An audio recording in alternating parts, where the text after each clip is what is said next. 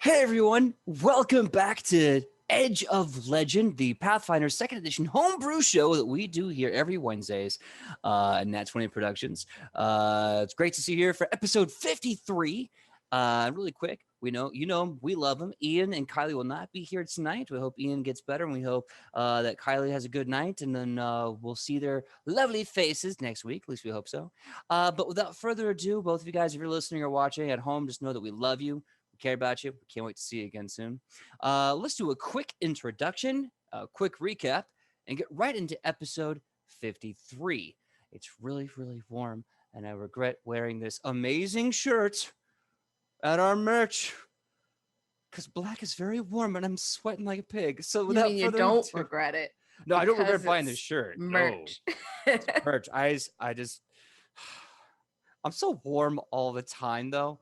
Anyway, let's put on our serious caps and let's do this. Let's start off with Sam. Please tell us who you are, who you'll be playing, and what your pronouns are. Hello, I'm Sam Sterling, and I play Ichipaktan Papakui, also known as La Pacifica Dorita. I think I said it wrong. La Pacifica Dorita. No, I said it right. Okay. And our pronouns are she, her. Absolutely. Mr. Michael Powell, please tell them who you are, who you're playing, and what your pronouns are. Well, as always, I am the dastardly dashing, but slightly overheated Michael Powell.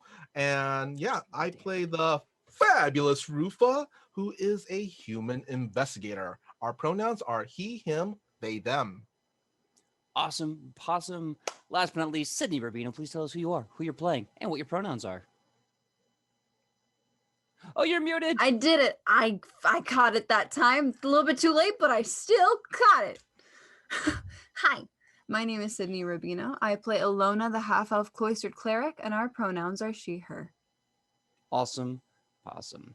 My name is PJ Megaw. I am the GM for Edge of Legends and Nat 20 Productions, and my pronouns are he, him, and I'll be playing everyone and everything in between. Quick recap, in case you didn't see Sydney's awesome recap or episode 52, we are back in Adelphon Prime, baby, and it's been since like episode 9. We did a really nice shopping spree where we got some new magical weapons and some magical upgrades. And then we found out that since the war has been in prep for about a few months, things haven't been that great in Adelphon Prime. Sometimes the people who take the hit the most are the people themselves. And some businesses have been closing, and a lot of the guards and a lot of other people have been volunteering for the war effort. So things are pretty rough. Master Dominus, that if you remember episode 9, is the head of the Progressive Party, is working very, very hard to try and solve this problem for the people. And Rufa, on their never-ending quest to buy land and real estate, ran into Master Dominus and had a brief discussion about this topic, in fact. Lofen Sempris, who some of you may know is the first bird in Rufa's little back pocket, did have some things to say, or tell them. After some fun time with Felix Chance and Shonibus making another deal with the trickster god of dumb luck, the trickster avatar of dumb luck, they now find themselves in a bar called Public House Number 1, and a very angry half-elf barbarian Viking has just left them to their task. And Lofen Sempris, a shaking coward of a Senatari, is there with a scoop on what they've basically been missing in the 1, 2, almost 3 months that they've been journeying since the beginning of this quest. And that is where we're going to open it now, back to Public House Number 1 with the heroes and a small, hunched, balding, kind of sniveling coward of a senator with big glasses, as he says, "Yes, I do believe I was tasked with providing information, of course, to certain invested parties. So, where would you like me to start?" Well, as they say, at the beginning. At the beginning. Oh, at the beginning. Well, so the last time you were here, and we had that lovely little rendezvous by the sewers, I kept getting some letters from the Green Army, and it appears that they have stopped their goblin efforts in the sewers. However, last time I sent down a census, it is still crawling with bloblins. Empty hollow bloblins, but hundreds of them under the city. But no goblin or hobgoblin in sight, and some paperwork, but unfortunately I can't quite read this scratchings. But I've gotten word about a few potential issues on the horizon with the Green Army. I've gotten some weird information about some young bloke named Zaka. I've got some worrisome news about an orc chap named Zanakin, and a weird detachment of soldiers that was sent to check on something called a Legion. And I've heard no reports about that since. Everything else here has just been tired economy, workers fleeing, the military standing by the cultus bellum. Nothing is really happening. Just dour and depression.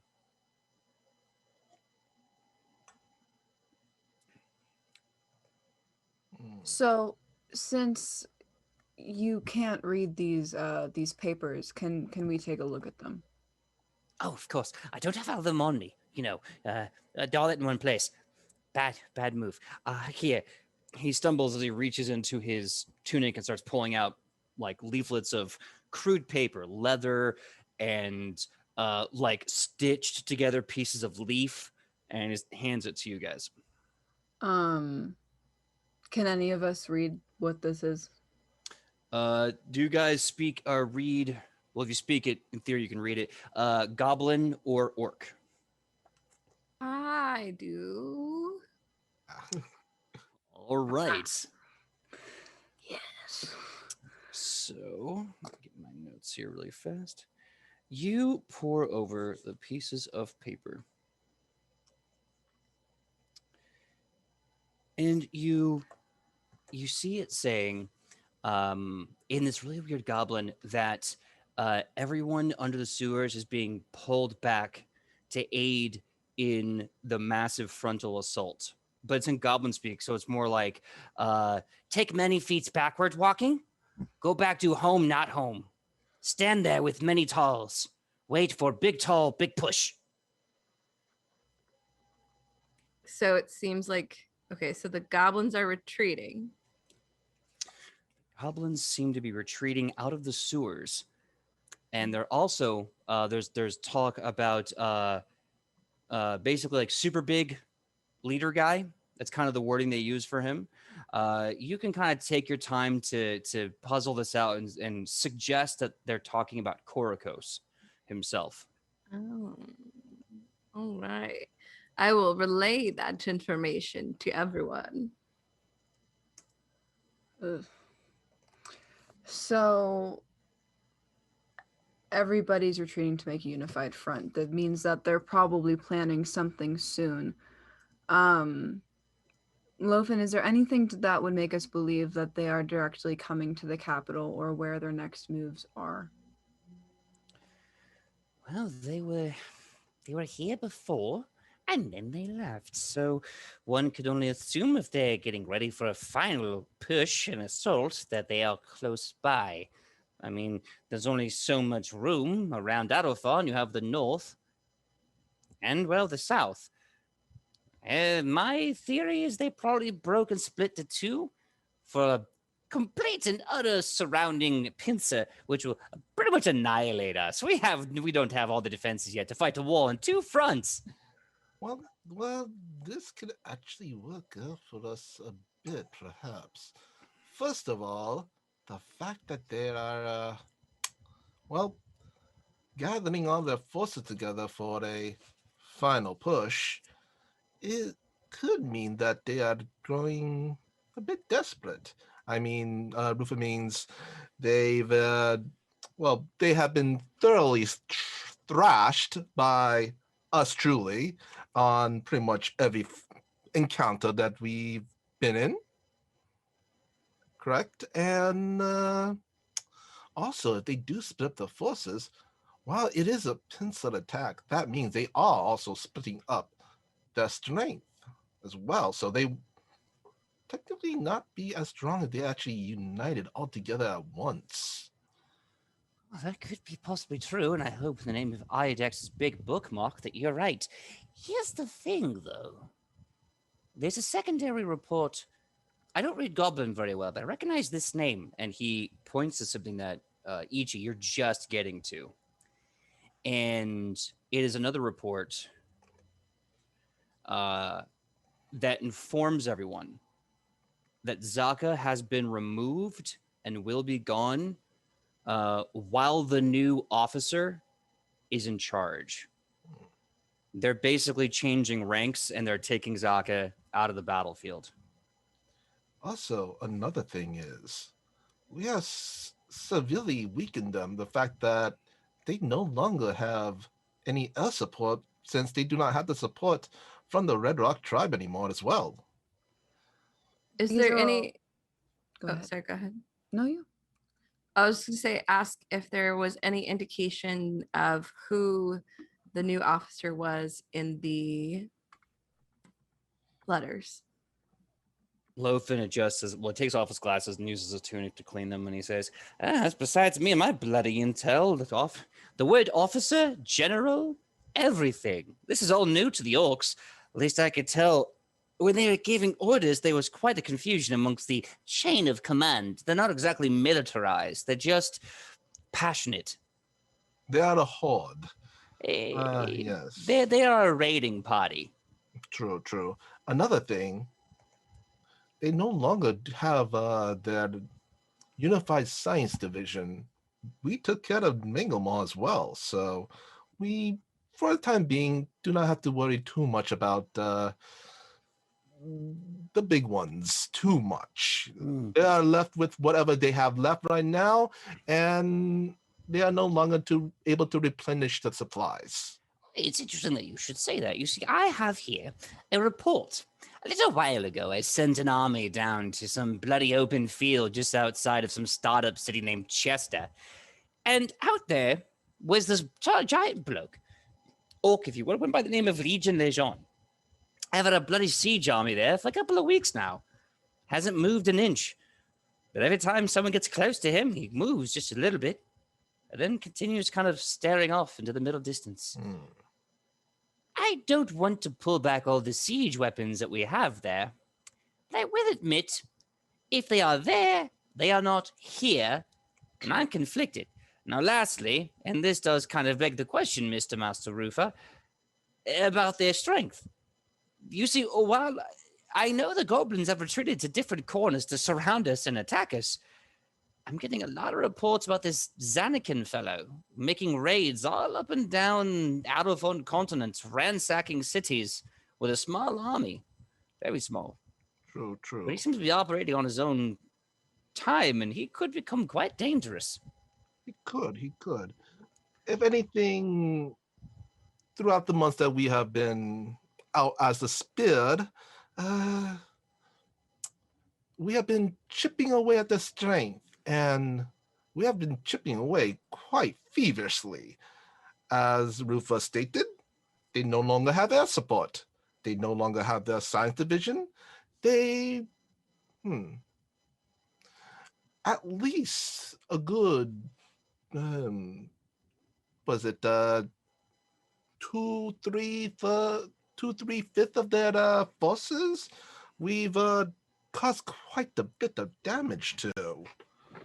Lofin Cypress kind of looks around the table, and he looks at Ichi, and he looks at Alona as well, and then he kind of gathers some courage, and he straightens his back a bit, and he says, yes, I won't take away from what you've done. Knocking out his generals in the oceans and in the air and in the science, whatever that is, has been quite impressive. That hasn't stopped the fact that there are still rampaging armies outside of Adolphon Prime. You've saved us a big war, but you haven't stopped it yet. And as far as I can tell, there's still more work to be done. Respectfully, you're tremendous. Please don't hurt me. Oh, no. That is true. That is true. If anything, we just friends. We should just further chip away at them. Do you not agree? Wait, my question is, well, okay, I know that I wasn't here when you first all came here and how you first all found out about this army and everything. But where's who else is fighting? Just us? Well, Where are these people? I have not been in a preview of the global diplomacy since this is a war, and it could be a big one. That title has fallen upon the Magistra herself. Lady Belena is in charge currently of diplomacy, and from what I can tell, from what she has said, she needs help. It hasn't been easy doing world politics and localizing a military authority, but what I know is that right now we are on the precipice of the hardest fight of it. There was a time when the Blue Rock tribe was fighting across the Great Divide, from what I've heard.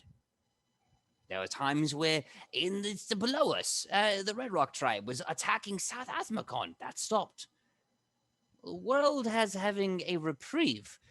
Doesn't mean the final act isn't upon us yet. Ophens Empress, I think we understand that very well. In spite of all of our efforts, we still have a war to fight, and we are going to start chipping away at whatever's left. So right now we're at a crossroads. Do we talk to Xanakin? Do we talk to Zaka? Do we go and get this gigantic thing that's out there in the middle of nowhere? That is what we have to decide, what we are doing, what we are tackling first. Personally, I believe that we should go get the gigantic thing standing out in the middle of nowhere. There's a siege army right next to it. If anything happens, we can handle that. However, we need to figure out a way to reprogram it this time without the possibility of it turning on us again.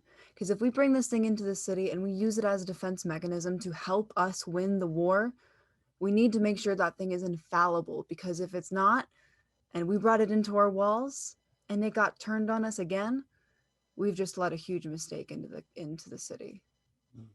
I agree with you, Priestess Alona. That is definitely what one would call a bad play. Regrettably, I don't understand matters of this. I'm more of a I think the correct word is scum-sucking politician. But as far as this creature is concerned, I do know that we have a strong barricade there. If you wish to go join the barricade, I can give you some papers. I can give you a chariot or a carriage. You'll get there as soon as possible. And with the papers that we gave you at the start of this journey, they'd have to follow your every orders until a higher ranking officer arrives, that is.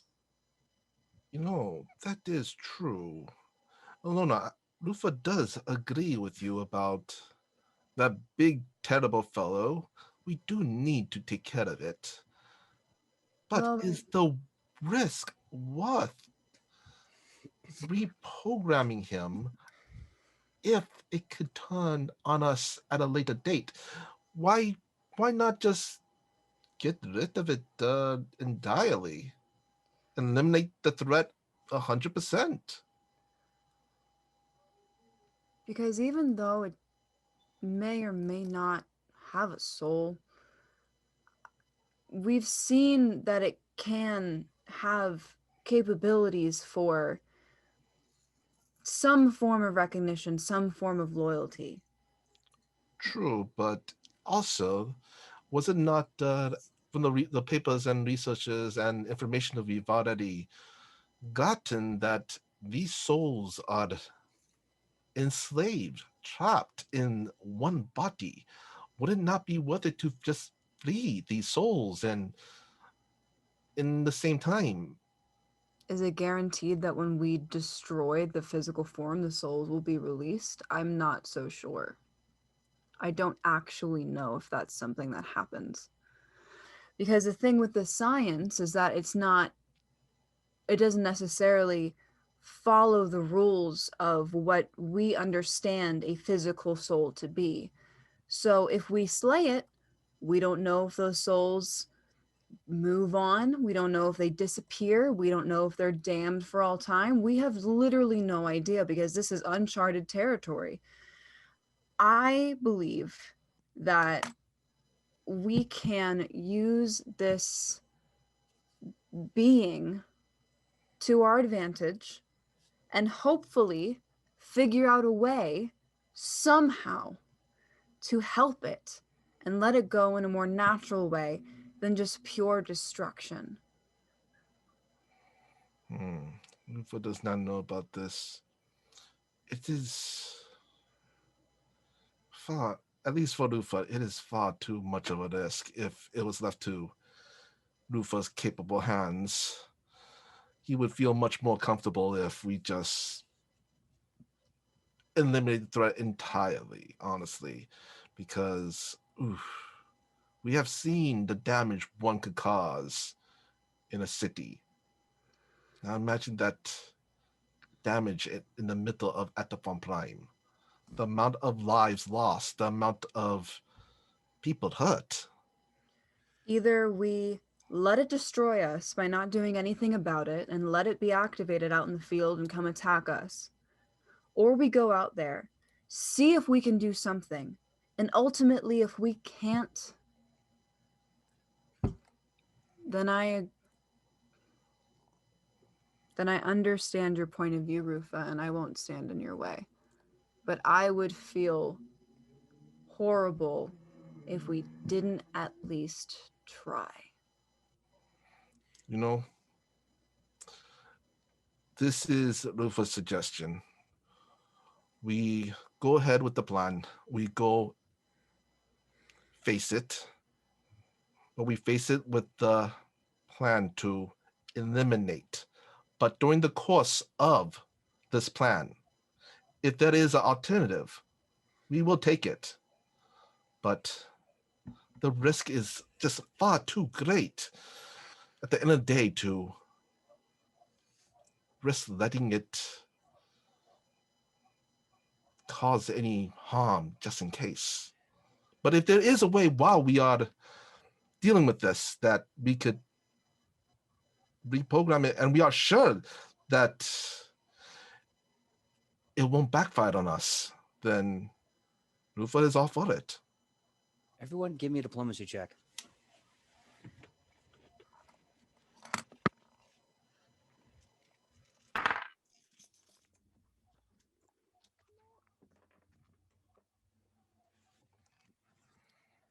Math.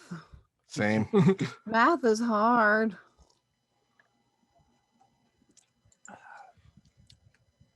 21.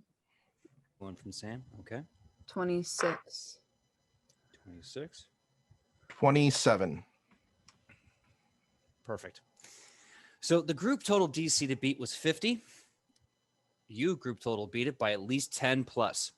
As you're talking about this debate about what to do with Legion Legion when you get there, Lofen Sempra says, well, I do happen to know a fair amount of goblins. In fact, I guess you could say I even know a very important few goblins who may understand more about the science than we do. It shouldn't take but a few writs and gold-passing palms to have letters sent out to have the best goblin sciences Narofon Prime here to make sure that whatever we need done to this thing is done. So, didn't you used to have one as a friend? What was her name? Butt Boils, Bubble Butts. Boil, What was her Bubble name? Boil. Of course, Bubble Boil. Out of character, I can't remember. I can't believe I actually remember that name.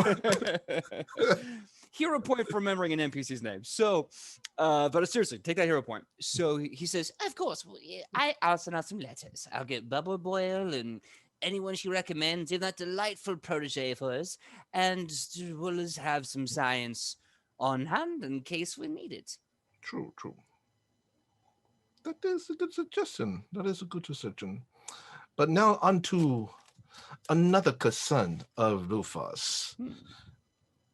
Since we've returned to Atafan Prime, it seems that the city's morale has been quite low.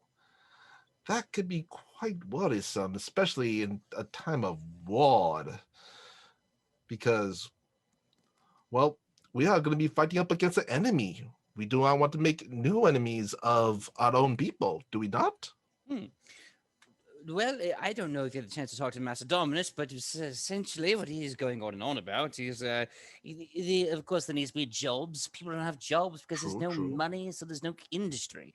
More than that, all of the guards have been, well, they volunteered to join the military because, of course, they have. So there's no one to actually protect the local populace, especially from ourselves. I don't know if you know this, but when there's no jobs, no money, people get desperate. And True. last, of course, there's just not enough food and education. We could invest in the farmers, but not for money. There's no industry. We could do so for the food, but then they'd be doing it for free. And I don't know if you know this, but not a lot of people like to give something for nothing. True, true. An exchange of goods and services could be quite helpful. Rufa was planning on talking to Master Donimus quite soon about this anyway, but in the meantime, we've just returned from Asmacon, and Rufa learned something wild in Asmacon that could serve as perhaps a bandage for morale. Oh, what's that? Are you familiar with Lucha? I can honestly say I've never heard that word in my entire life. Oh, it is quite exciting. Two competitors in a squared circle, fist to fist, battling. It is quite invigorating. And Oh. also, Yes. the gambling, the money that it could bring in. Give me a diplomacy check to institutionalize government-funded fight betting.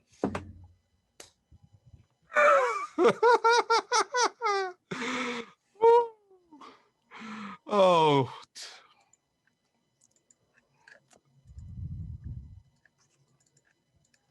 29. Okay. Lofen Sempris thinks about it and he goes, well, it's not a pretty solution. That's a damn sight barbaric.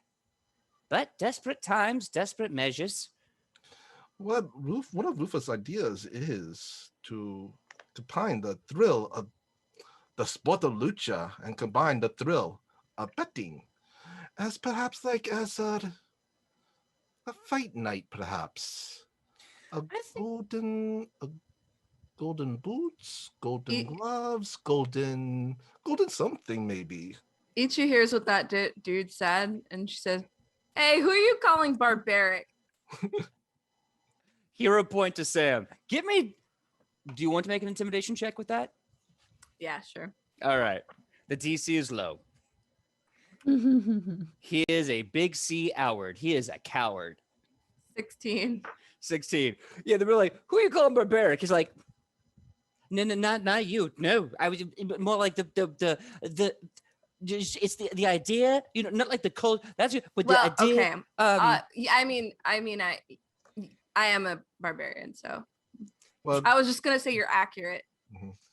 Well, you should be quite careful because our friend Ichi here, she is a champion of this fine blood sport. Yeah, no big deal. An expert. I just kind of like beat out like a thief and like Avatar an elder god for like about just saved the whole country. Oh, you are just so humble, dear Ichi. You are so humble. No. know. She has won a battle tournament. She has taken on like elder gods and such. Oh, it was quite exhilarating. Not just that, but I also have a brand deal. Exactly. I mean, But pardon this little bird. What's an elder god? Is it like Azimuth, the oldest of all the gods? What is an elder god? Actually, I kind of don't want to talk about it. It's kind of freaky. It is very unpleasant. That is all you need to know. But out of character, PJ.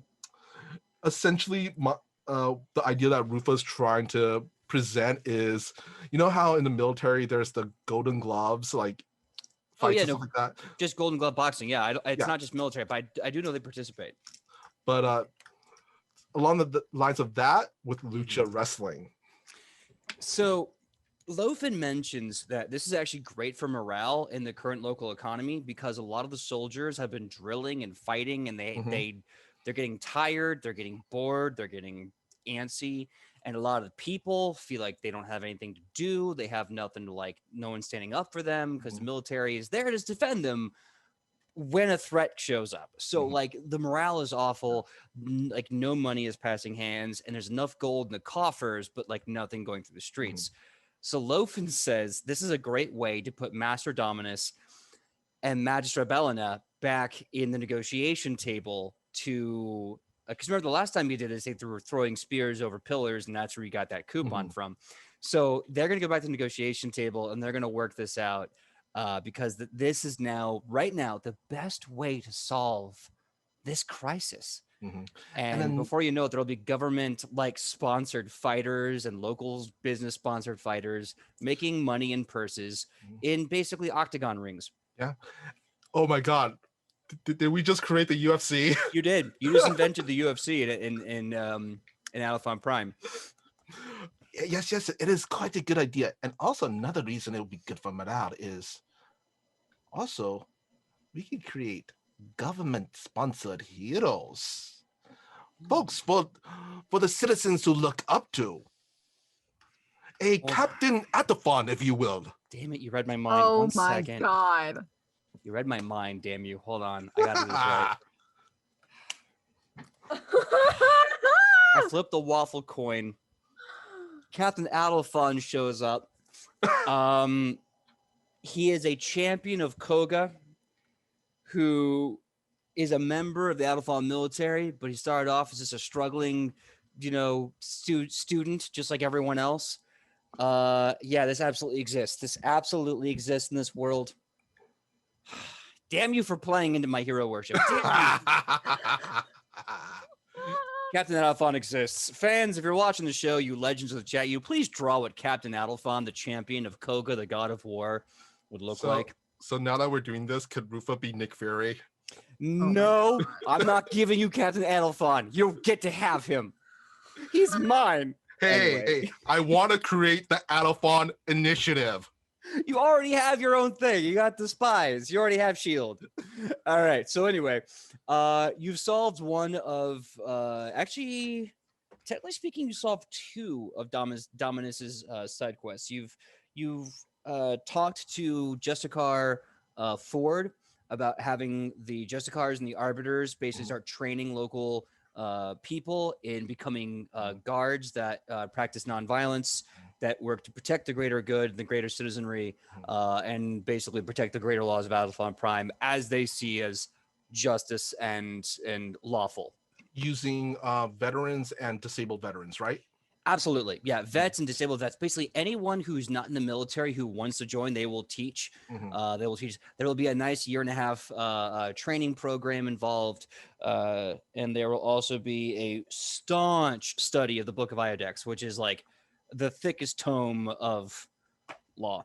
So you have, wow, kudos to you guys. You solved 2 of Master Dominus's 3 side quests, and Ilona has solved actually Lofen's side quest, which was how do you protect the priests.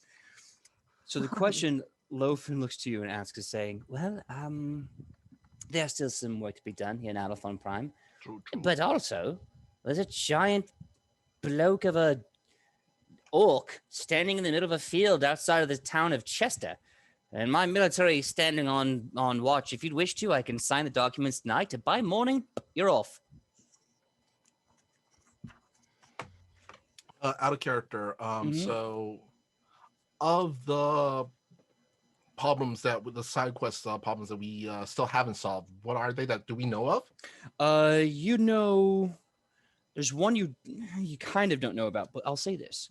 You remember talking to Master Dominus, and he mentioned his 3 issues were he needed a new guard, he needed some jobs to help the local economy and the local working class, and he also needed a way to get food and education back to the people. There is still one issue we must tackle before we make our leave, because, well, this is something that Rufa quite believes, that we should not leave. We should not leave until the job is done. We should not leave plans that hasn't been hatched yet. So our next problem, friends, is education and the food shortage. Education. Education is a big part. So is there no education because there's no school because all the teachers left for war? Why is there no education specifically? That's a very good question. The education is being put a bit of a damper, yes, because some of the teachers are champions, some of the teachers are clerics, and they're busy with the war effort, also with no money. Makes paying for college tuition rather difficult. Well, question. If that's the case, and there's a lot of people pulling double duty right now, we have retired veterans that are going to be going back kind of into duty, not into war, but into guard. We have people that are being moved into the Temple of Kioma to do their worshiping practice, and there's plenty of space in there. Is it at all possible that some of the people of the clergy might be willing to donate their time to the youth of their city in order to educate them on the matters at hand? Give me a diplomacy check.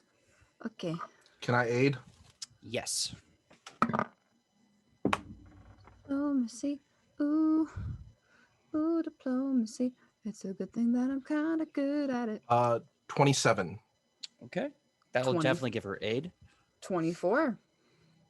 Hell yeah. So, you mentioned this, and Lofin starts to kind of think about it for a bit. You know, a thought did arise in this conversation. We can probably find priests and other pilgrims to teach the populace, like you said. But we could make it institutional that they have to give volunteer time, somewhere to 300 plus hours of education before they're allowed to finish seminary. Guaranteeing free education to everyone because it's mandatory by the law of their god. It's so delightfully lawful. It's absolutely lawful. Well, he is technically right, and that is Rufa's favorite kind of right. It is technically. I mean, I don't see why that would be a bad thing. I mean, people should want to help, so to make it a requirement it's not bad, right? Well, honestly, if you give the choice of saying you can do it or not, usually people would do the not. But if you put that in as a requirement, they usually would do it. So you're really just helping them arrive to the right answer. So it's kind of like mandatory community service? True. In fact, we could also combine this with maybe with the help of the food shortage. If we could combine everything in as kind of like how one hand feeds the other, instead of regular coin payment, which right now we need food more than gold, which honestly, that is, you can't count your gold if you're going to be starving. So what if we allowed the farmers to trade in the produce that they produce? Ichi, make for me a lore check or a society check. You'll have a +4 because this is related to Asmacon. The one. Oh my god. Was it a critical 1? Yeah. Oh no. It's not gonna. Oh, there we go. There it is. Ichi. All of this is going over Ichi's head. She doesn't. She may hit things and people, but she sure doesn't know about resources. Can I donate? Can I donate one of my 2 hero points to Itchy for a reroll? I have a hero point, but it makes sense. Okay. All right. I was gonna say I got the vibe. She was like, I'll take the 1. I'll give you this. It's a critical fail, right? You're like, man, if these people could just get their heads out of their asses and start doing like religious commune, like crop sharing, they would have like no problems with food. Like it's all about like knowing who your God is, worshiping the sun, don't be a prick, and share your corn. These people suck. So you're saying that we're trying to turn Alfon into a communist? They're socialist. Listen, yeah, and eat hot chip. And eat hot chip and lie. All these Adelphonians want to do is not share their food, eat hot chip, and lie. And the hot chip isn't even that good. Loafin looks Ichi goes to get a drink. Loafin looks to you and he says, why did you choose violence against me today? Oh, Just I because did. my I f- haven't. Yeah. Just because my favorite hot chip is mayo doesn't mean you have the right to insult me in front of in front of Mr. Rufa. It would be so much easier if I chose violence. I'm gonna give you a hero point anyway because that was hilarious. You made me giggle. Okay. So is there any place in the city that there could be crops, maybe? Or gardens? Does anyone have a garden? More than likely, as everything here is masonry infrastructure, it would probably be from the local city states or farmland. We do kind of rely upon everyone giving to everyone else, so long as it's within the charter. Hmm.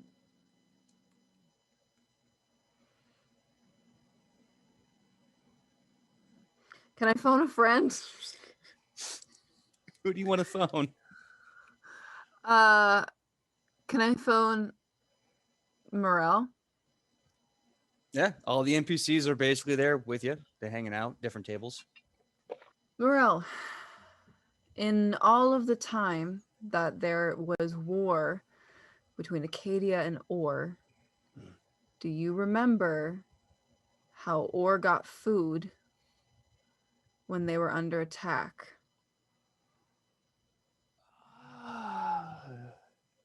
There was two ways they got food. The first way was they would grow it in secrecy. This is assuming the fair plate pass wasn't acted upon. That we made a pact so that we could actually grow food. We wouldn't attack each other's food sources. But before that, they grow it in secrecy. The other was that as part of the occupation, we would give them food tithings. And they just literally show up and give them food. And then, invade them.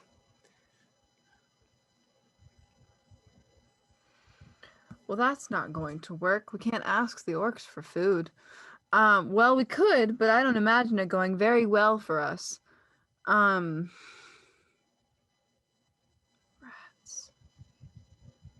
Well, we do have those outlying farm settlements outside of Ethafon that's still being controlled by our forces. Oh yeah, it's true. We got Methune, Asher, Gots, Cobbledale. You remember that place? That's where we all met. Yeah. A gripper upon the bed. It's a bit of a journey, bit of a schlep, but if you don't mind waiting 2 weeks for your supplies, 3 weeks for your supplies. So Luckily. what is stopping us from offering the surrounding areas protection and order for produce? Give me diplomacy or warfare lore. Can I aid? Yes, with either one of those. Here. Sidney. Actually, no. Could Sidney roll diplomacy and I roll warfare lore? Mm-hmm. Okay, let's do that. Great. Perfect. Love that.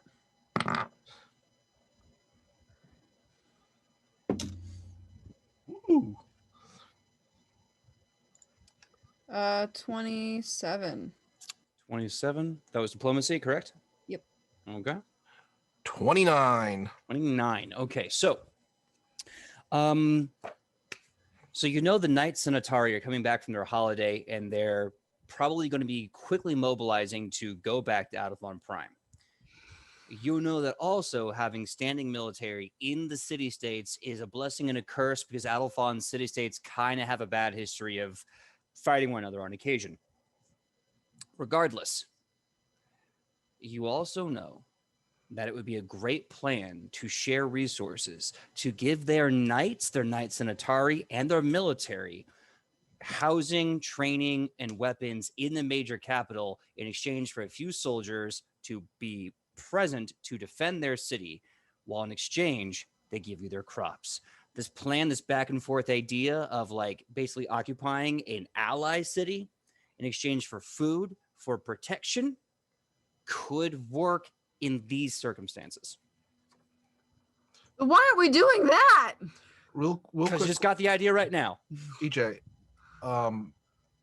in your world, just like Mhm. distance-wise, Yeah. how far how far are we away from Bryax, the dwarf area? Oh, Brax, it's a great question. So that is on the western coast of the continent towards the southwest pocket of the mainland. You're probably like a good week's journey if you just Okay. book it directly by carriage. Okay, because out of character, Mm-hmm. we could also get supplies, create good trade negotiations and supplies from Bryax, which also, if we also make a alliance with them, we get the fighting army, at least a part of their army, to bolster our forces as well. Lofen Semper says that sounds like a really great idea, but he's never heard of Bryax and he's never engaged in trade with Bryax. Right now, he really loves the idea of this being a local issue to protect the local populace. And then he says if you would make a connection between the people of Bryax and Magistra Bellina, that would at least solve a fourth of her problems, at least like locally speaking. Well, look at the Rufa has knows people in Bryax, so that could be easily taken care of. Yes. Oh, yes. Also, before we leave, Rufa has a business, some business talk with you, Lofen. Am I in trouble, sir? No, you are about to become an even richer man than you already are. I do If like you that. wish, if that sounds good. I could make time. I could free up my schedule. Okay.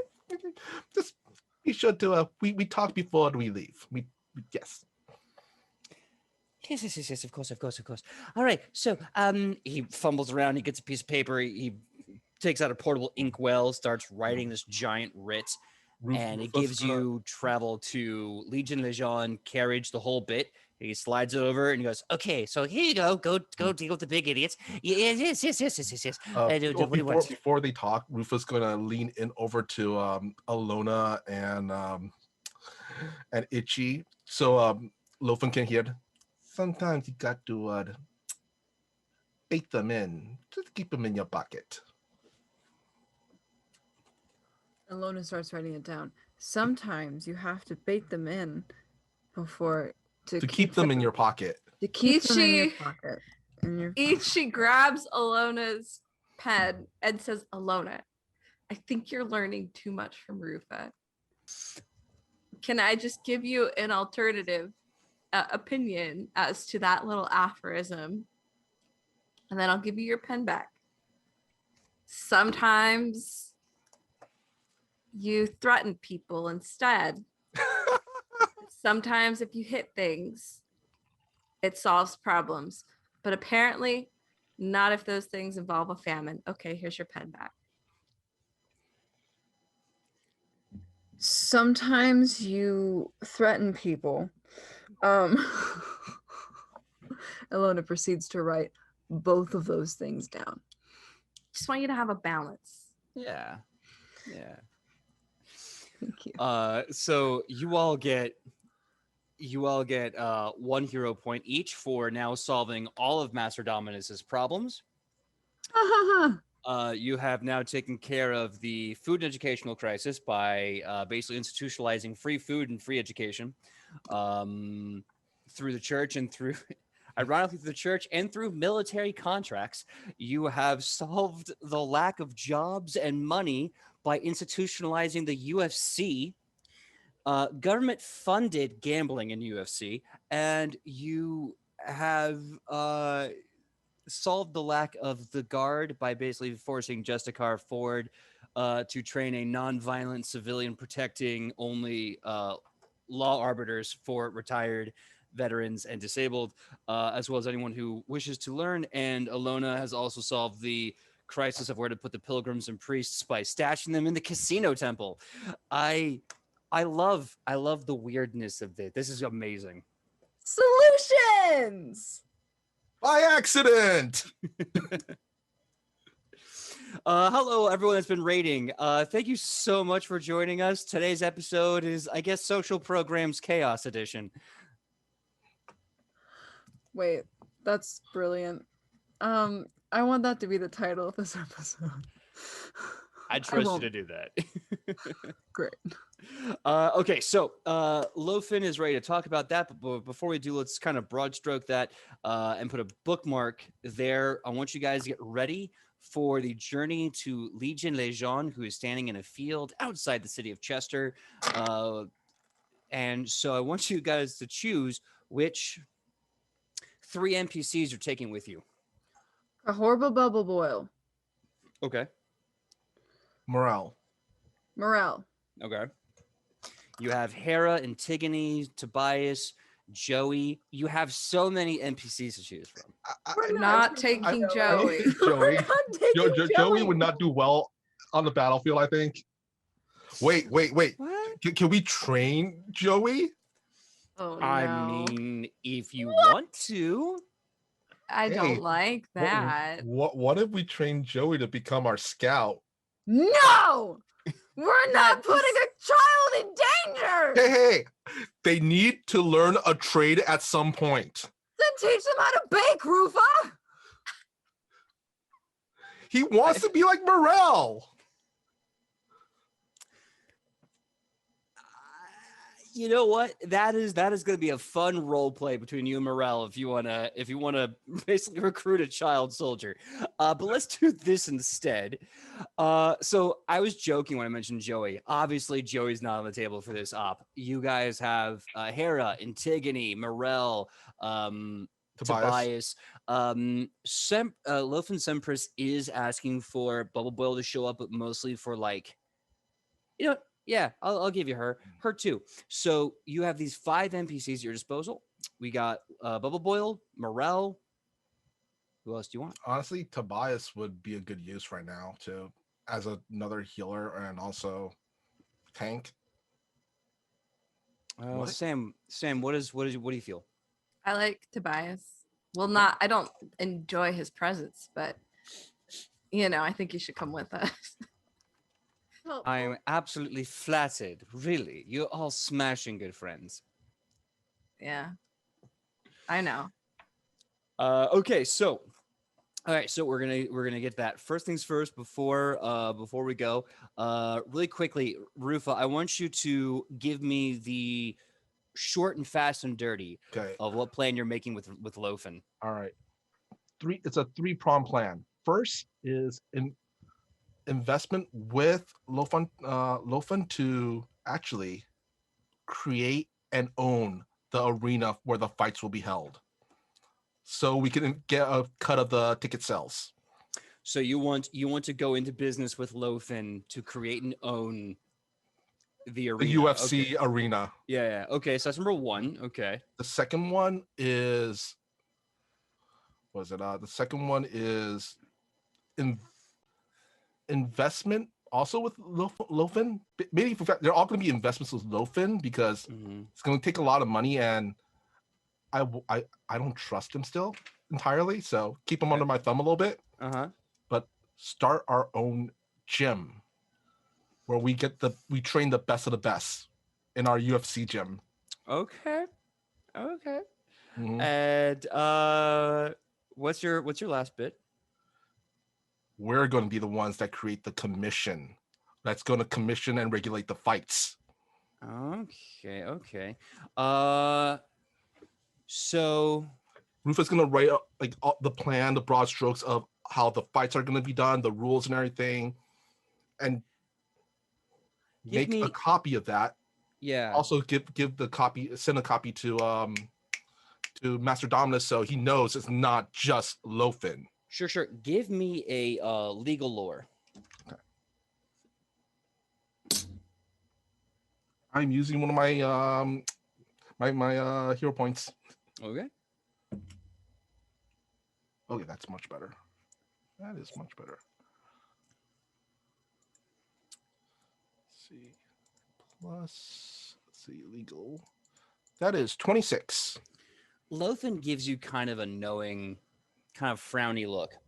And this sparks in your head this memory of Adelphon Prime and Adelphon law, which is if you are a senator or any member of the Senatari, Knight Senatari, public office holder, etc., you are not allowed to use any form of paperwork during your tenure to create businesses for yourself. Your entire job is 1000% first and foremost for the expression of the law and its programs for the people. Basically, Lofen is tied by his position. He is not allowed to engage in this conduct. Neither is Dominus. The only person who probably could engage in this is local merchants. Politicians are not allowed to engage in business practices or business documentations. The Bun Boys. I was gonna say, could Rufa then create a shell corporation for this? Well, I'm going to say no because Oh. it's still a business. But It's privately owned by a private citizen. look, the minute it gets out that Lofen has a hand in this, he's excommunicado. He might even be like kicked out of the country. It's bad. But the minute Alona goes, Bun Boys, you're like, that actually could really work. All right. We'll go with that. But also, you know what? Rufa will be using some of the profits for that, just to keep tabs on Lofen, just to keep him in the pocket. It's okay. Trust me, he is 100% in your pocket. If it wasn't for the fact that this could cause him, like doing this would cause him his job and his citizenship and his livelihood, yeah, he'd be all about it. But he's like, I'm bound by law here. I can't do the this. shell corporation that's how Rufa pays him.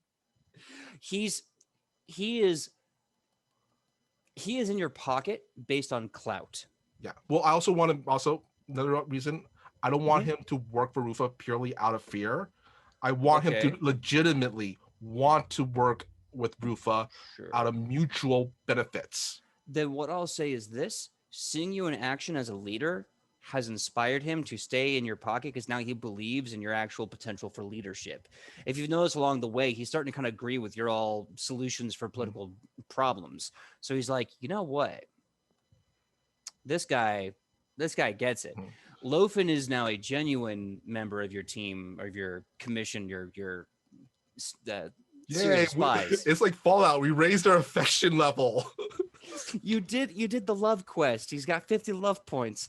But if you all want to go in on a diplomacy check, you can actually ask the Bun Boys if they want to sponsor the UFC in Adelphon Prime.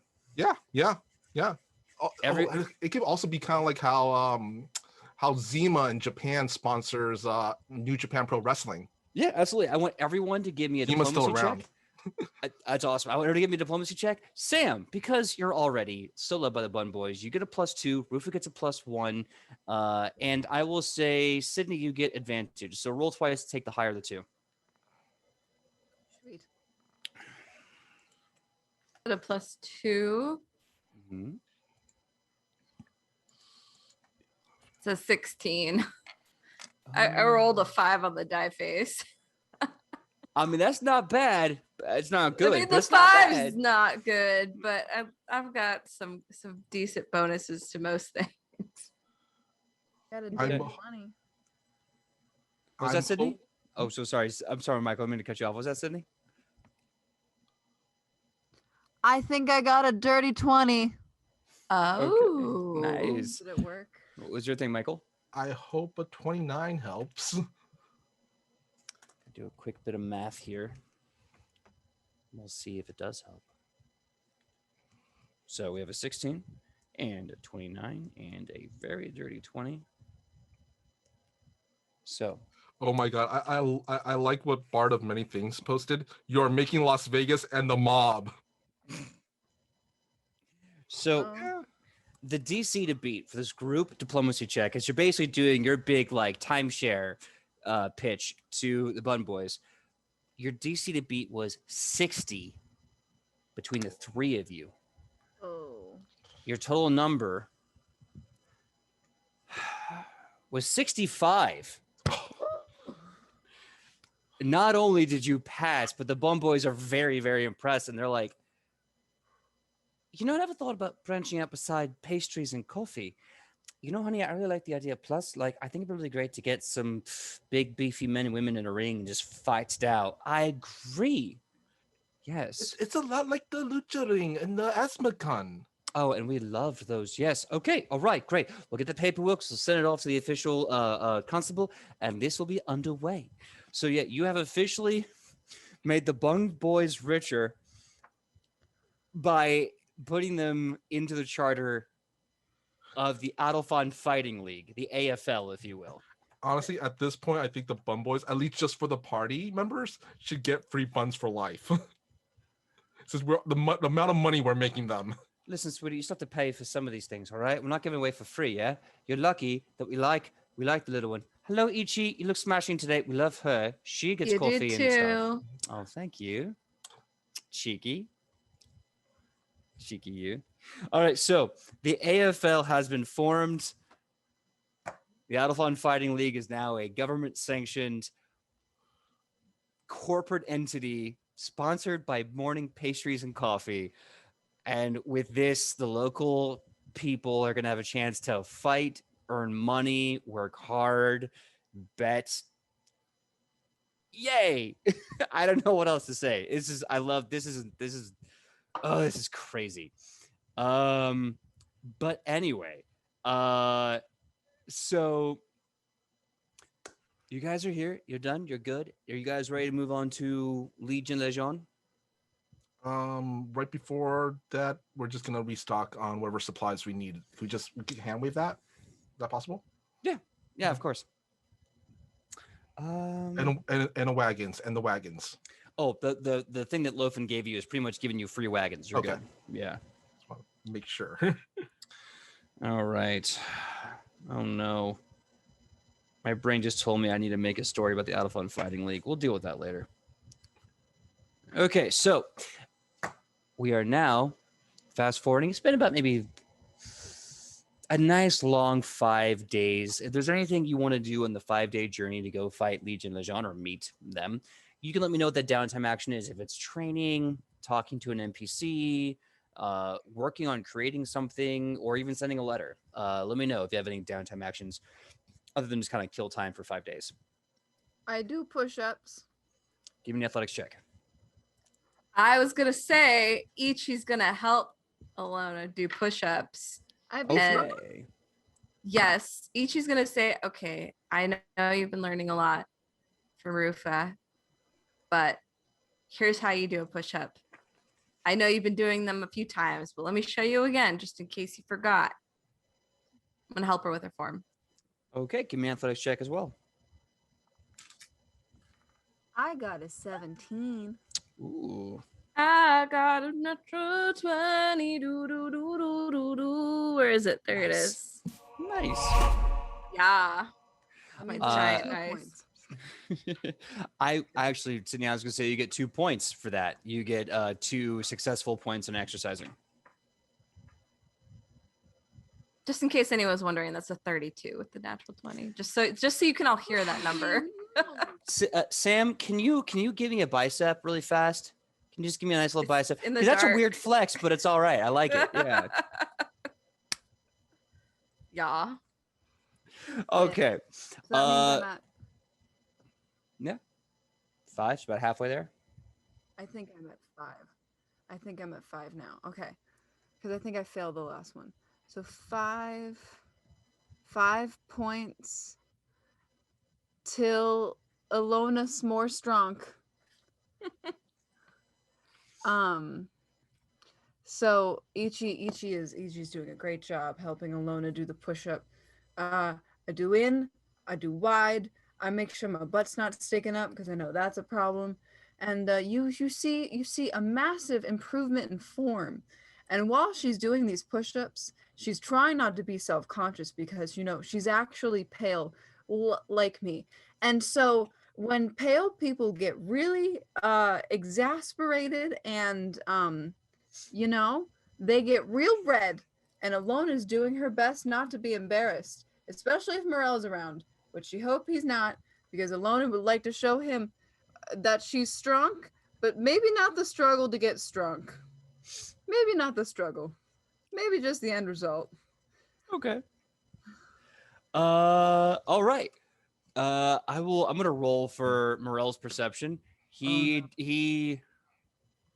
gonna perceive you. you Do not do a you're doing your perceive. push-ups, and there are some moments you catch as you kind of like take a rest, kind of look over your shoulder, taking a breath. You see like Morel like over a book, kind of looking, and the minute you make eye contact, goes. I'm just, dear Afra, mighty is your flower. Not paying attention. Alona flips her hood over her head as she does the push-ups. So Morel's definitely like awkwardly like try not to get caught looking. Rufa, what are you doing along the journey? Rufa's gonna actually collaborate with Bubble Boy on some projects. Okay, 2, if it's possible. sure. One of them is going to be I'm not entirely sure what they're called. Basically, they're large scale crossbows. Mm-hmm. Like they're big enough where instead of like a regular crossbow bolt, you're using a what do you call it? A spear. I think if I'm reading this correctly, it sounds like you're trying to invent the arbalest. Yes, that could be Okay. tied and attached to the wagons from the back if need be, or put stationary, and also super orc sized versions of Tanglefoot bags. So give me an intelligence roll, just D20 plus your int modifier.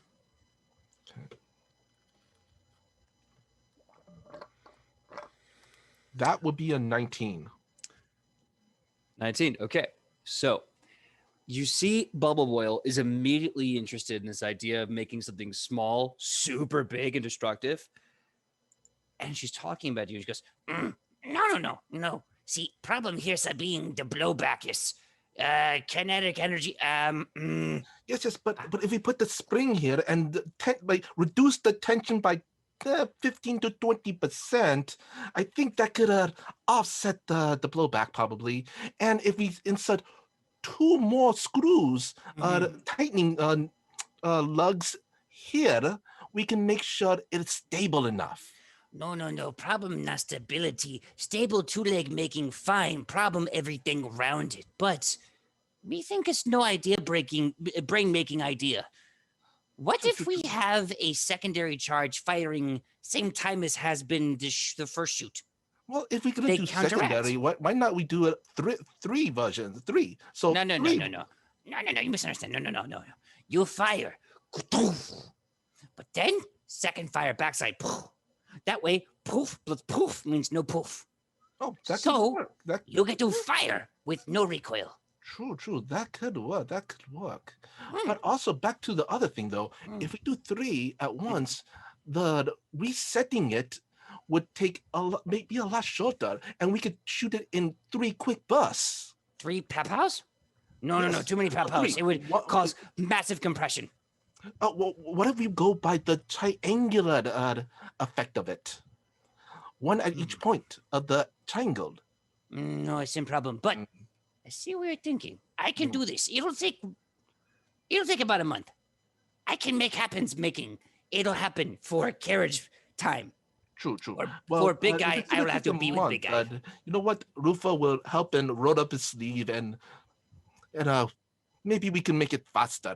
Can I actually roll a craft to reduce the time possible?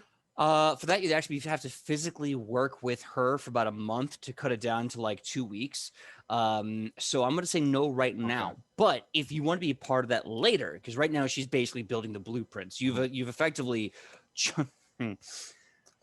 you've effectively created an anti-material siege weapon rifle. Just call me Rufa Stark. I don't know if you know how an anti-material rifle works, but basically it's this giant big weapon. When you pull the trigger, there's a secondary charge that goes off, or at least another cussionary charge that goes off, so that the two kinetic explosions kind of kill each other out. So like, cool, I didn't break a shoulder. That's kind of what you're building, but for like a carriage. And then Rufa's gonna put on a pair of sunglasses and then opens arms and I introduce you to the walls of Jericho. I mean, if you're willing to wear an iron suit and have a bit in your heart, we can go with that. I mean, stranger things have happened. Yeah. I mean, we Chico. just created the UFC, for God's sakes. Look, Ian, Kylie, do you see what happens when you're not here? It's chaos. It's chaos. I know. Shemp Mahooch, message Ian right now. Yeah. Message Ian. Tell him the shenanigans. Let him know we want him to get better and we absolutely love him. And let him know chicanery abounds. Chicanery, sir. So Okay. So this takes place over the 5 days that you're traveling. You figure out that a secondary charge that goes off at the same time the massive arbalest fires, you can basically kind of cancel out the blowback a little bit. Not entirely, because it's still a charge, but it's enough that whatever's happening, you're not going to destroy the cart and the horses pulling it. You also know that for really good push-up form, you actually want to start with your elbows closer in to build a good base in your triceps before coming out and risk overloading your elbow joints and having tendon issues. You can take that to the gym with you. And now we get to the field just outside of the startup city or the startup town of Chester. When the carriage pulls up, it stops with kind of a slow halt as you see easily 50 of the soldiers of Adolphon Prime with massive siege weapons placed in a firing line. And most of the soldiers at this point have been here for weeks. They're just kind of in their tents, cooking, talking, playing cards. A lot of the officers are drinking coffee, literally putting their arm on the siege weapons and just kind of chatting and waiting. And off in the field, about from where you're standing, 200 feet, you see a 100-foot tall orc. Massive, rippling shoulders. You see that he's got 5 siege spears on his back. These things are thrown by someone like a tenth of his size before, if you remember the almost destruction of Cobbledale. And he's got 5 on his back, and he's got wrapped around his wrist what looks like basically there's 2 giant siege axes just ready to go for like punching weapons. And his arms are hanging down by his side. His head is kind of slightly cocked. His eyes staring off in the middle distance of the sky. Jaw just kind of hanging loose. But every now and then, as you stare at this monument, monolith, obelisk of a genetically modified orc, you see every now and then his lip just kind of curls and twitters like he's speaking something to himself, like he's just staring off into space. And then stares again. So the military camp, has probably not moved in 2 weeks. They're getting paid for a cushy gig. They're doing nothing. And this orc has been standing still. And you can tell from the massive crater around his feet that his weight has been weighing against this earth, this dirt, for almost a month at this point. And he has not moved his tons and tons of mass 1 inch in that 1 month. So what do you do now at the site of Legion Lejeune and the army of Adolphon said to protect him, destroy him? Question. You said that it hasn't moved at all for that month. So around his feet area, has like vegetation grown over or anything like that? No, it just looks like his feet have just destroyed the roots of the grass he's stepping on. It's just a giant foot crater. He's not moving at all whatsoever. The only movement you can see is every now and then his lip kind of like shakes and moves like he's speaking to himself, like he's whispering to himself. Rufa's gonna look down to Bubble Boil and go, "What is this? Is not apparently our problem."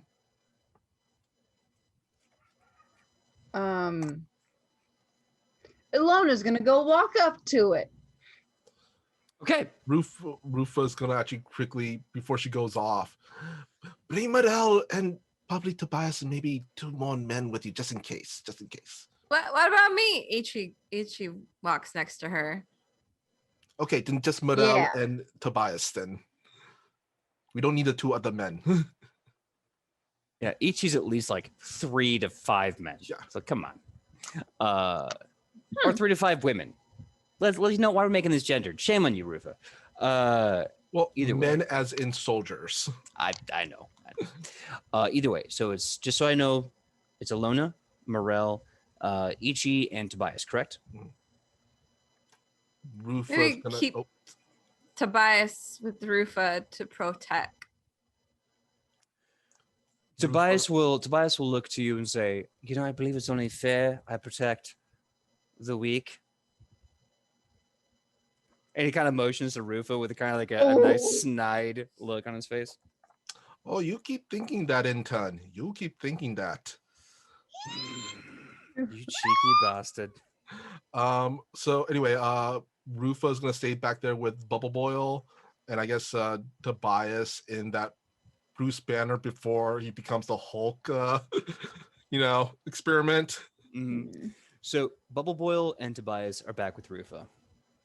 You guys walk 200 feet through a lot of tall grass up to this Legion Lejean. It is Morel, Ichi, and Ilona.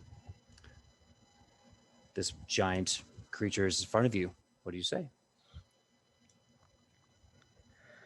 Well, Ilona kind of looks up at them and hold up. Let me look at my character sheet. She places a hand on a part of it, whichever part is nearest to her, and she's going to use she's going to see if she can use heal on it. Okay. I don't know what she's thinking is going to happen, but she's going to place a hand on it. She's going to cast heal, and she's going to see if that does anything. Okay. Roll heal. Okay. Hero point. Oh, the dice for like casting like the heal mount. Sorry. Oh. I see. Yes, of course. Duh. Sorry. My brain. What happened to my brain? There we go. Have brain back. Brain back good now. Brain good. Brain working. So that is that's that's so much. What is that's 14? I got 14. Okay, 14. So you touch the foot, this massive tree trunk of a foot, and you cast heal. The energy moves through your hand, seeps into the skin. You can feel it being accepted, like when water gets absorbed into a sponge and it moves through the body. Ichi, give me a perception check.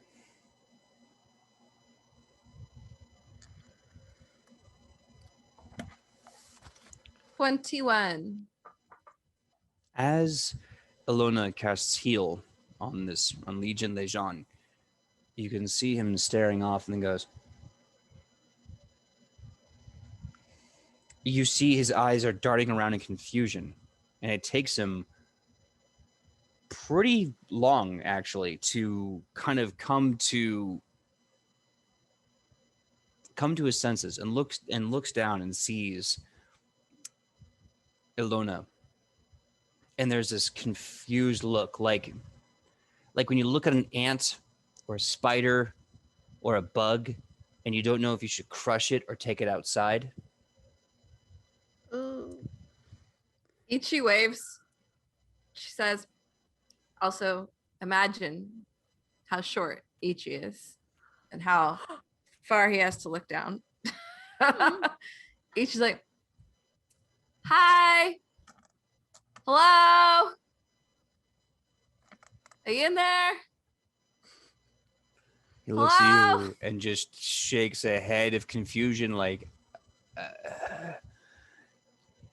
he eventually responds in Orcish. He's just like, Meos thalaram polemotakalai. Ichi says, oh, my bad, my bad. And then she says, hi in Orcish. Oh, hello down there. Orcs look different than I remember them. What I don't really know what that means, what that implies about you. How long have you been standing here? We've been.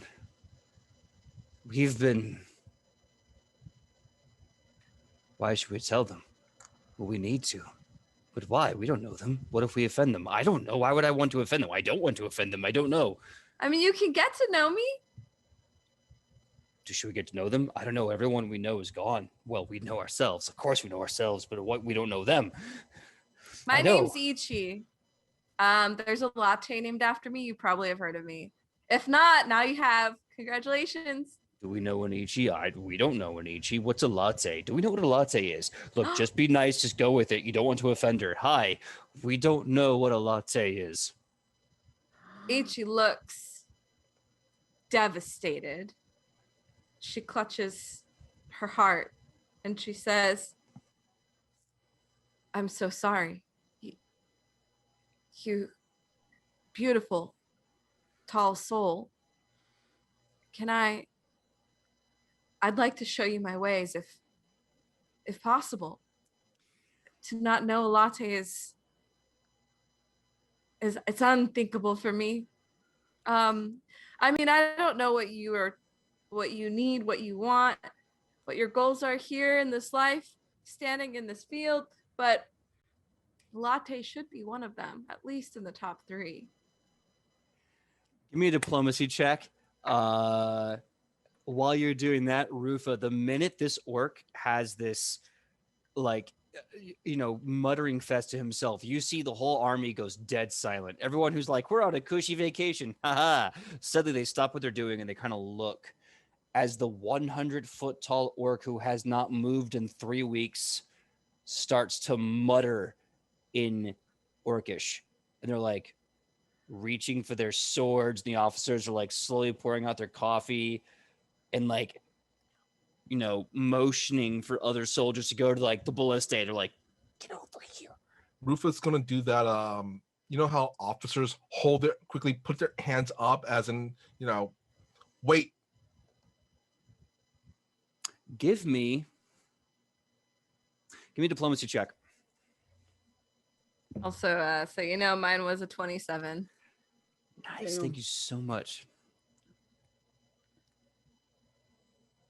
Really quick, this would be part of the Green War, so I would get that bonus my investigation thing, right? Oh yeah. Okay.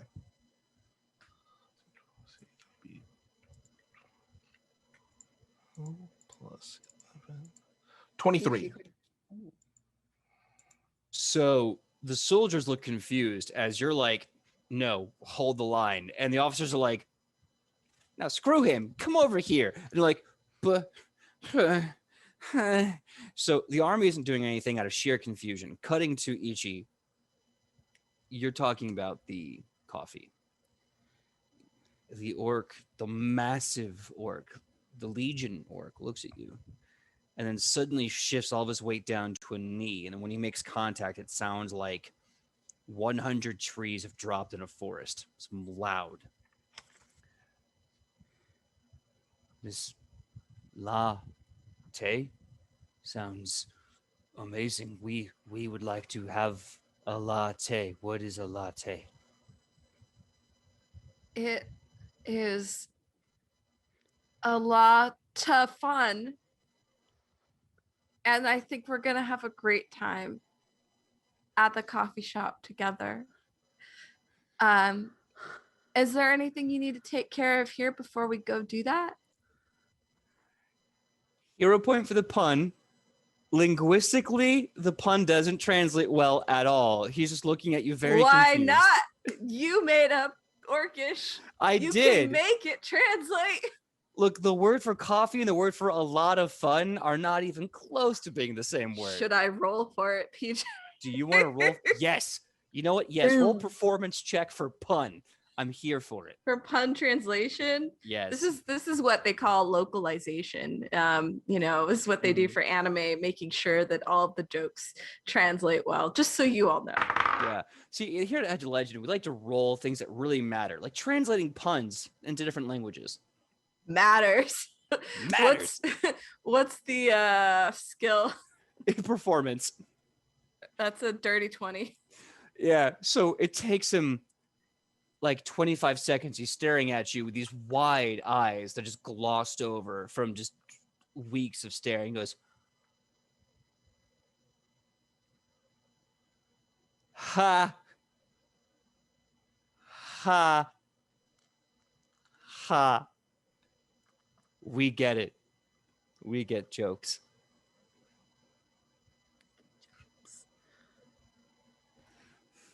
Ichi, are you translating any of this into common? Or is this all Up until then, Ichi has not. And you see him go, ha, ha. And I assume you're very confused. And then Ichi sees your face. It's like, oh, hold on 1 second to the orc. And then turns around to you and just relays the conversation. Oh. Yeah, I don't know what I'm doing. Alona's gonna whisper into Ichi's ear. Ichi, is your goal to get him back to Adolfon for a latte? Because I think if I just called out to Rufa, he could make one, because it looked like those soldiers were already drinking coffee, and Rufa's a master at craftsmanship. I'm sure he could make a latte as a peace offering for this gigantic orc. Well, I mean, first things first, it better be a good one if we're gonna do it here. I'm not doubting Rufa's power, but I don't know what kind of beans they have here. Do they look like they're close to a fresh roastery? No. I mean, I don't know, but we'll see. Second of all, what do you want me to get him to do? Well, the goal here would be for him to be on our side. Allow Kahorba Bubble Boil to do an inspection and figure out if there's any way to free him from his current physical state, or if this is a permanent state unless he is and Okay, then yeah. get him back to Adolfon so he can help us not die.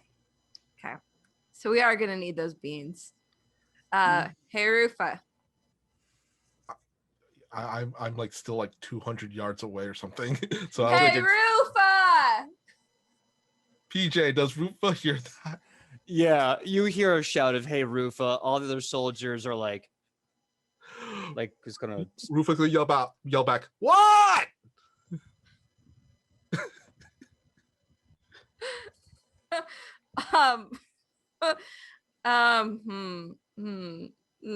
Ichi thinks this is not necessarily that effective, so she'll turn back to the arc and say, "One moment, please." And then she'll just like slow jog very non-aggressively back to Rufa. But you have Alona, you have a protector still, right? Yeah, you do. Okay. Yeah, Morel's right there next to her, going, "So, What did I miss? I don't speak a lick of orc. I think we're getting them. I think we're going to discuss diplomacy over a hot beverage. Oh, diplomacy. That hasn't failed yet. Good. Ichi makes it to Rufa, and she's like, "Okay, Rufa, you're a master, a culinary master. I'm sure you could deal with some potential bad beans. We got to convince this army to give us some beans to make that guy a latte, and I think it's all gonna work out." Rufa's gonna look around the encampment.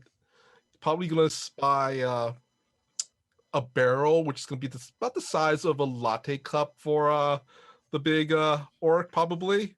Oh. Yes, great. We could probably use that as a cup, but you that with the hat, go to your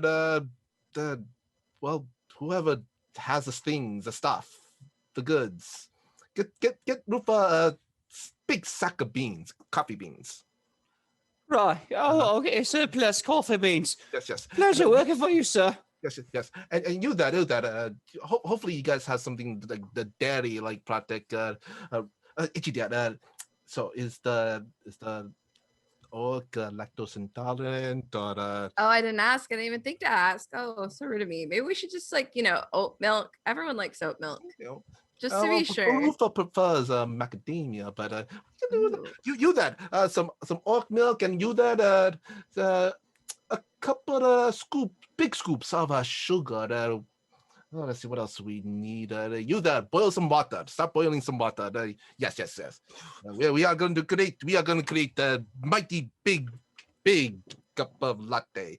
Ichate. So they don't have sugar, but they do have tobacco, and they don't have cream, but they do have cheese. And they take your instructions and they just start kind of doing their best. So what I'm going to have you do is do a craft check at a -2. The DC will still be low because this guy has never had coffee in his life. What's he to do? So I'm curious, what's that craft check with a -2? Cheese tea is a thing. That is true. I mean, there is butter coffee, so like bulletproof coffee, so I can't really say much. True, and I've had it. It's pretty good. It's good for the keto. Also, PJ, Yeah. if this orc's weakness is literally diplomacy over hot bean juice, I will be so satisfied. Whose isn't though, right? Good point. Look, you take me out for coffee and deep debates. I mean, that's just a good Sunday morning right there. I got a dirty 20.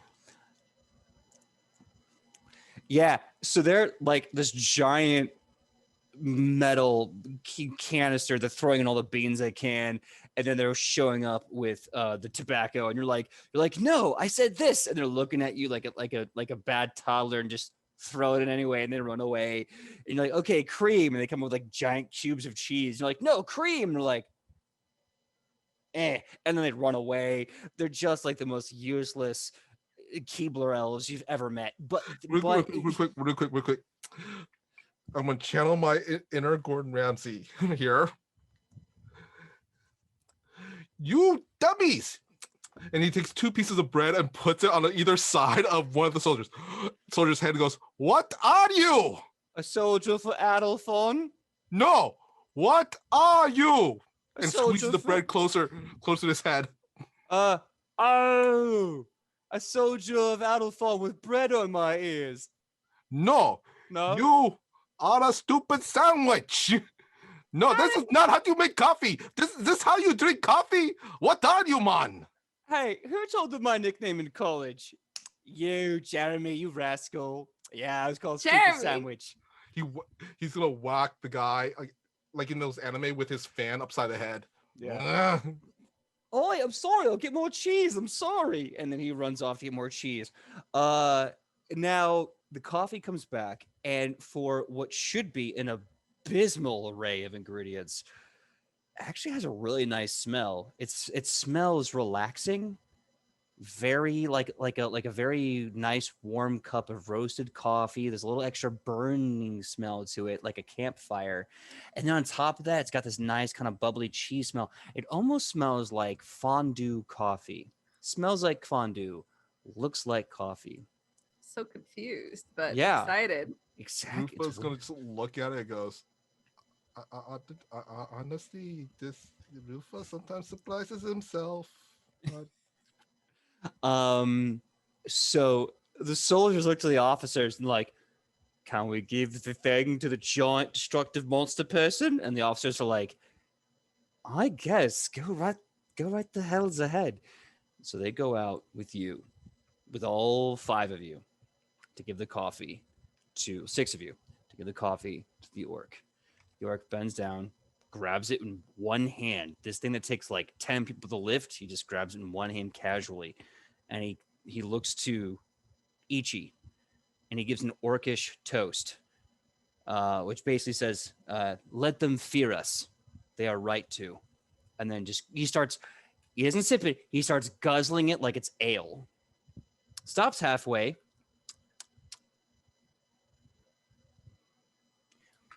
Is it supposed to make my mouth dry and my stomach hurt?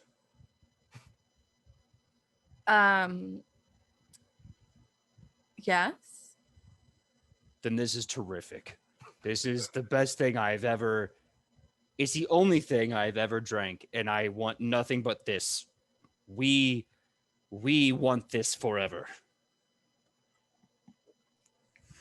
Wait till you hear about buns. What by the great Scarfather is buns? See, now that's something we'll have to leave for next time. Next time we hang out. Next time. Give me a diplomacy check, and Alona, give me a religion check. Okay.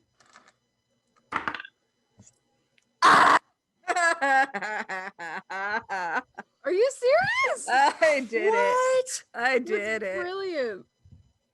Just a natural 20, baby.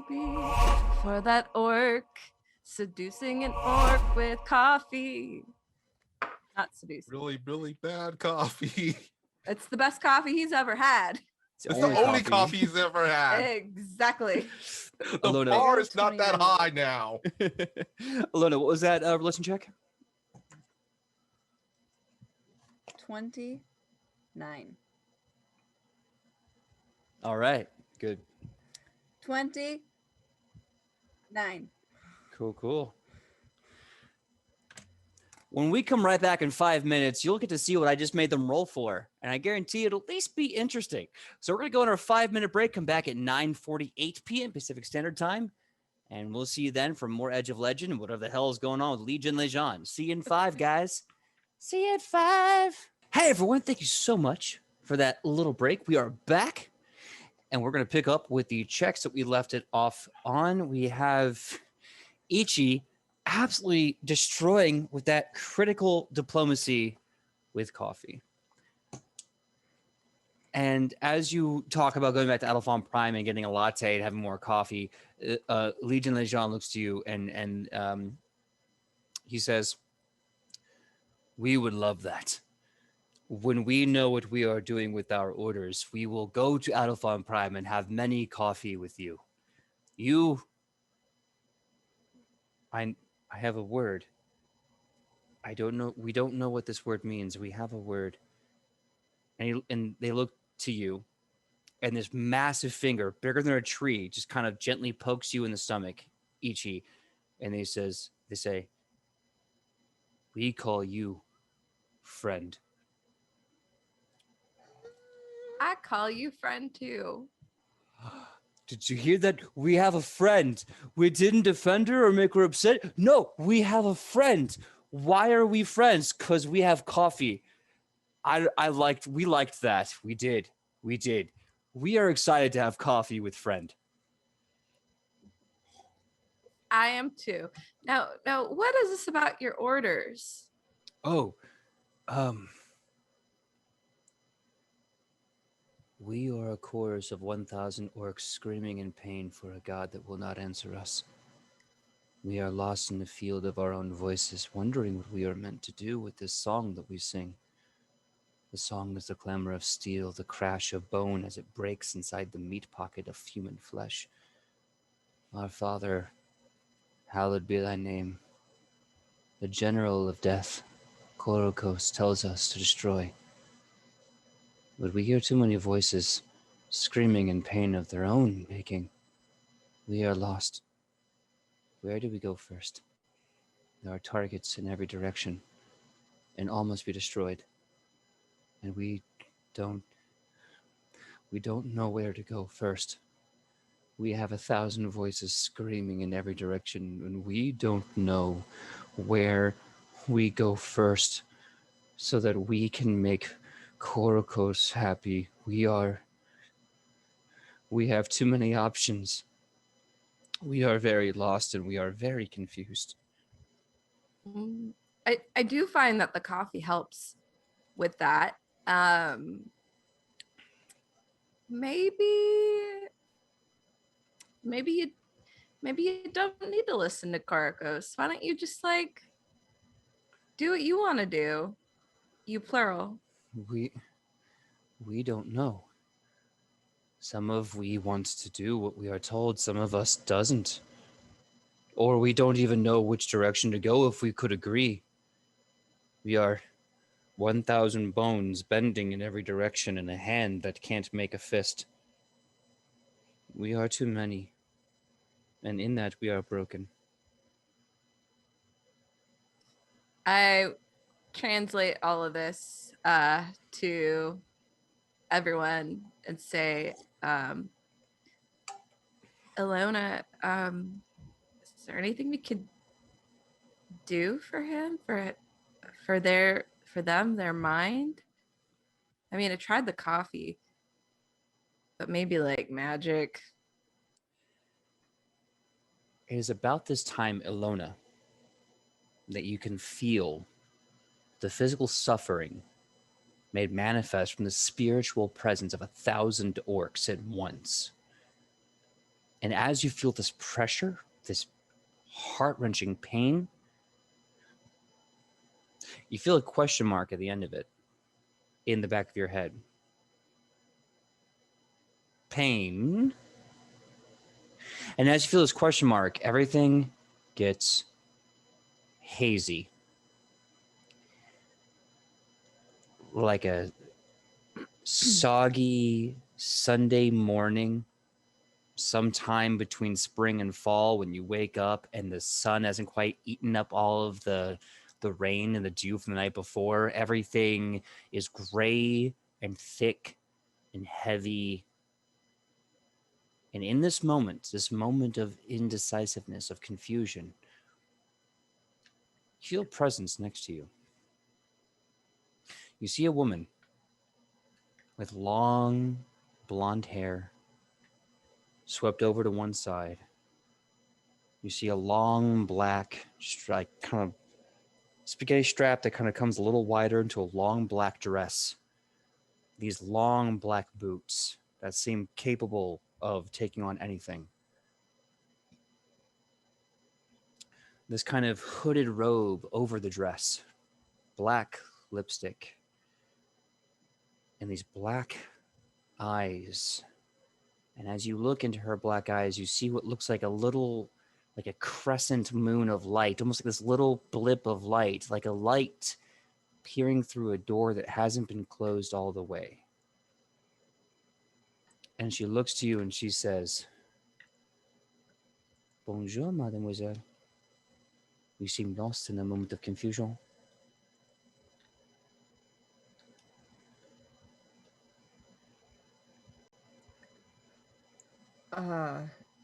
Ilona looks around to see if anyone else notices this very intense looking woman, seemingly from a land that Ilona's never seen, and she looks to her and she says, if you're here and no one else can see you, then you are in between one world and the next, and you can feel their pain just like I can. How do we stop it? She takes you by the hands, holds them, palms up. You feel these soft, warm hands just kind of rubbing yours. And she says, pain for others is a moment. Pain for others is a broken toe. But as you're walking, you become so used to the pain that it becomes another part of your footstep. You become numb to it, not because it does not exist, but tragically, it is because it is a part of you.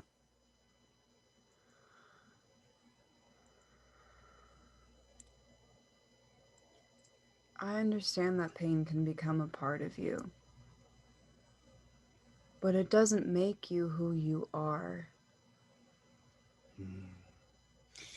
What is it that makes you who you are?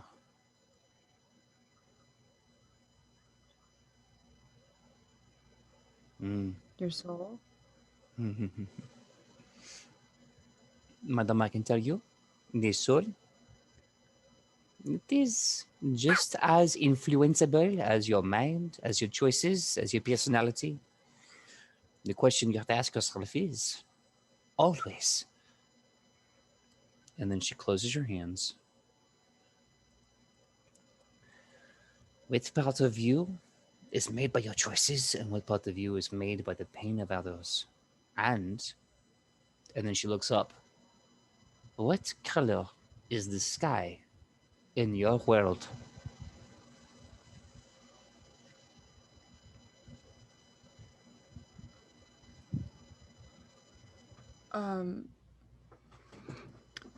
Ilona gets closer to the mysterious woman, and she looks at her in the eyes and she says,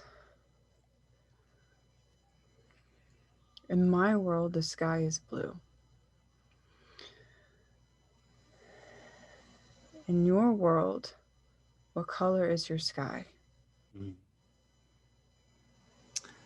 How would you know if I was lying or telling you the truth?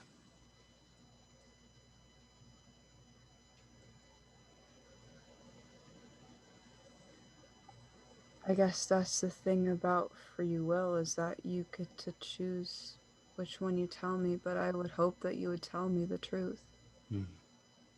So you admit you would not know?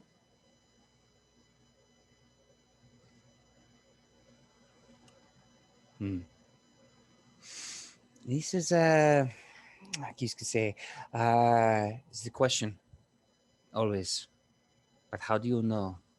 But how do you truly know?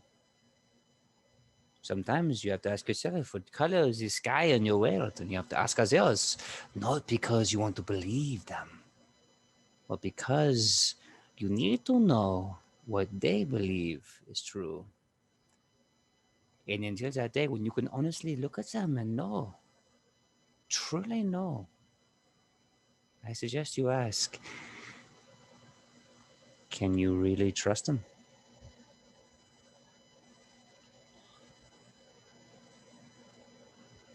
You have to. If you go throughout your entire life not trusting anyone or anything, what kind of life is that? She gets kind of this challenging grin about her. She kisses you gently on the forehead, this soft, long kiss, and pulls away. No romance, just love. As she whispers into your ear, Vive l'amour. Remember that, yeah? And she dissipates, just like when the sun eats up all of that dew that causes the mist of an early Sunday morning. That 12 o'clock high sun that bakes it all into a warm and bright day, she's gone. And as you open your hands, you see in it this about maybe a 2-inch tall, 1-inch long, little wooden toy door. And in your head, you can hear the voice just say, "How can you ever truly know? Ask them, what is the color of the sky in their world?"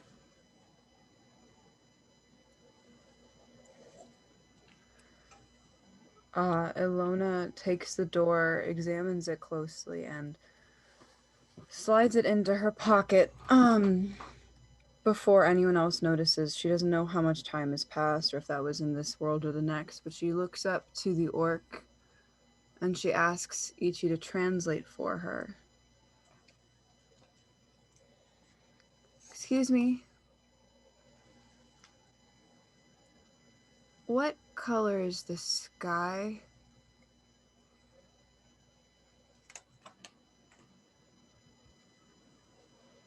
I translate. Yeah. The orc looks up into the sky. And just like you have seen them do for months, weeks, they just start to kind of dissociate a bit. We see 1,000 skies. We see 1,000 clouds. We see 1,000 suns. We don't know. Alona, at this point in time, the door starts to shake. Starts to almost feel like it's like a magnet that wants to be pulled into metal. You can feel it wants to be pulled to the head of this orc. Athletic checks for Ilona is going to start climbing. Okay. Give me an athletic check. I will give it a very low DC as it is clearly not going to be fighting you on this. Can I give her a boost on the way up? Absolutely. I'll consider that aid. If anyone else wants to aid her, athletics checks all around. I think Rufa's still like back like 200 hearts away. No, you're there too. Well, did you go with them when they brought the No, I big didn't. cheese coffee? I don't think I did. I mean, if you want to, you can. I'm not going to say you're not unless you say you're not. Okay. Yeah, sure. Then if I could be there, then yeah, sure. We'll do Cool. it. I have a 28 on that assist. 28 on the assist. Nice. Rufa, give me the athletics check. You get a +1, of course, because this is related to the Green War. 15. 15. Okay. I'm giving you a plus. I give you a +5, Alona. What was your athletics? Oh, thank bejeebus.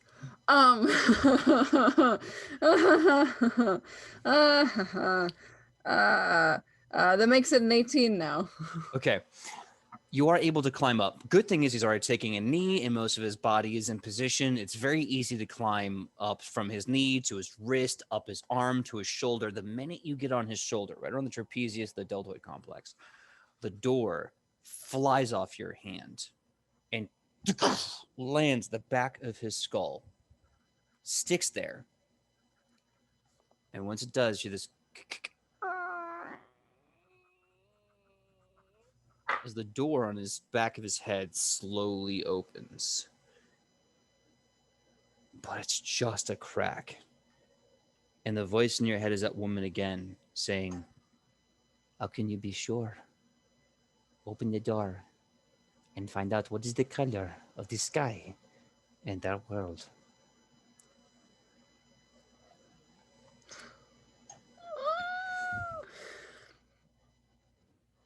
Ilona slowly opens the door just a crack further and peers in.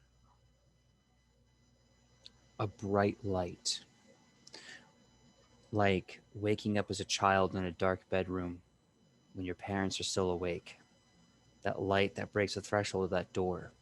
That light that just changes your reality when you open that door into a room where the lights are alive and the people are alive from the dark bedroom you just came from. That massive bright white light overtakes your psyche as you willingly open the door and you feel yourself enter the door. When you do, you now see that you are in a room with 3 doors, different colors, and everything is written in Orcish. If anyone wants to join her, you may willingly do so now, as you see her open this tiny door in the back of his skull, and you see her eyes kind of roll into the back of her head, and her body kind of goes limp. Yeah. Going. All right. Michael, you going too? Rufa's gonna turn over to Morel and Tobias. You do stay out here. He points at Morel. Oh, actually, he points at Tobias. Watch over us. He points at Morel. Keep it in check. And then he's gonna follow suit. The last words you hear as your mind goes to that exact same journey and you enter the door is Marilla going, "Do you hear that, young pup? I outrank you." "No, you don't. I outrank you." And reality shifts. You 3 are now inside these 3 doors with Ichi. Oh, really quick. I'm sorry, with Alona. Can we also bring bubble oil? No? Okay. I don't believe I said she was there, but she will not be going regardless. She is like, nope. All right. So inside this, you see 3 doors. Ichi, you read Orcish, you can see that they say before, during, and we don't know. Ichi relays this. Did Rufa investigate said doors?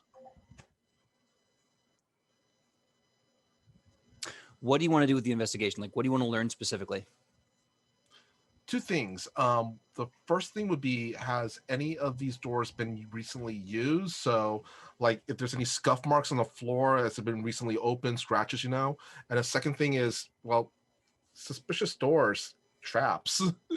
Suspicious doors. I'll give you this for free. You can tell by looking at this room that this is a metaphorical room. Everything here is pristine and perfect. There's nothing out of place. There's nothing that would give you any sense of dread, or let alone the idea there's a trap. This is just a simple white room with 3 doors. Well, doesn't look like there's anything on doors other than everything else looking mighty suspicious. Well, in order to learn more about a being, it's best to start with their past. Alona goes to the door to the left. You open the door that says before. Mm-hmm. Okay. Before we go, I want to make sure all 3 of you going with Lona, or 2 you waiting back here. All right. See, Ichi's nodding yes. Michael, are you going into the before door? Sure. Okay. You open the door. It only opens inward. You open the door and you suddenly see a room with 1,000 orcs. And that room slowly kind of breaks off into 1,000 orcs standing in the loosest description of a formation. And you see the generals that you've already killed, Manglemaw, the generals that you've flipped, the leader of the Thoktukai, Decado Ice. You see Zanakin, all these different orcish generals just basically sitting there, rubbing their brows and telling these orcs, like, this is horrible. But if you do this, you could become something different, something amazing. I don't know. I personally think it's terrible. And Mangamaw's like, You, I say, are you here to tell me what I am limited in my capabilities? if it was up to me, you little monster, I would use you as jumping rope and then feed you to my wolves. But it's not up to you now, is it? It never is. It never is up to you. Brute force. Brute force, what is it worth? And the 1,000 of orcs are literally just standing there listening to these generals argue. And they're scared and they're confused, but they're like,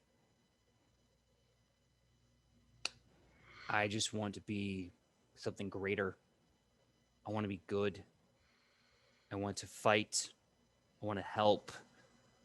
I want to destroy everything because that's just what I've been told I should do. And I guess this is the way to do it. And then Megaw is just laughing and sneering. Xanakin raises a hand and cracks this goblin in the head, who kind of like recoils. Point made. You're very intelligent. But that I mean brutish. We're very sorry. We're very sorry. Yeah. And the orcs now suddenly are aware of your presence. The generals, not so much. They're having this weird, kind of grotesque theater. Almost like the more you look at it, it looks like really bad sock puppets now that you've kind of become used to the show. But the orcs around you, they're real. And they look to you and they go, "What? Are you here to help us?" Yes. Yes, we are. Are you going to make us good enough? Good enough.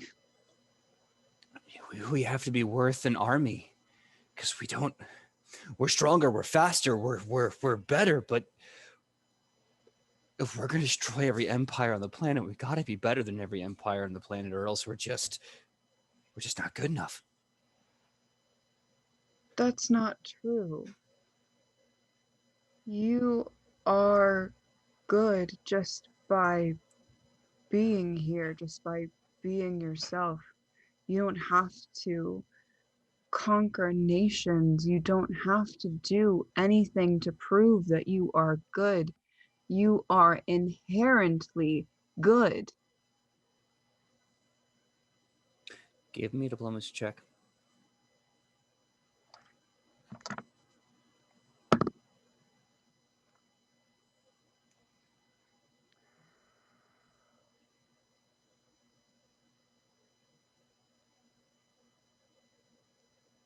$28.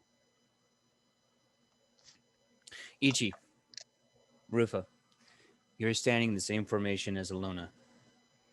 You see every orc around her turning and losing whatever formation they're standing in. This is very foreign. And they even say, like, we're not, you hear voices. We're not like this. We don't stand. We don't move like this. We're violent, but we're free. What is this structure they have us in? This is everything we oppose. We oppose this. And as you say this, Ichi, about still being good without having to do this, they kind of go, but I've had to fight and kill for everything. I'm good. I'm good, right? All I've known is violence. Then is violence good? What am I? Ichi says, I know you might not feel like it right now, but what you are is a person. And you get to make your own choices. And I don't think that living up to anybody's expectations of what you should be needs to affect that. Give me a diplomacy check.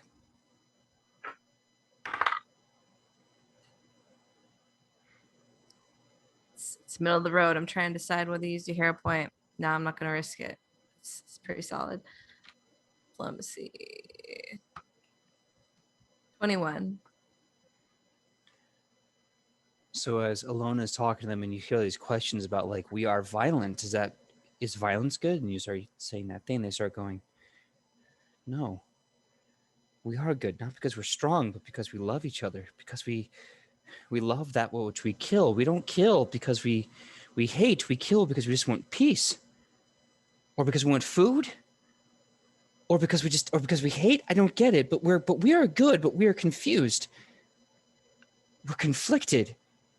And you see the orcs slowly just kind of their shoulders drop, and they go, all our lives we've known violence, we've known war, we've known attacking people, taking things to survive, but we are good And we don't need to do this. But what are we? Divided or together? What are? They look at each other in Orcish. They say the word brother, meaning clan member, meaning group member. They say brother.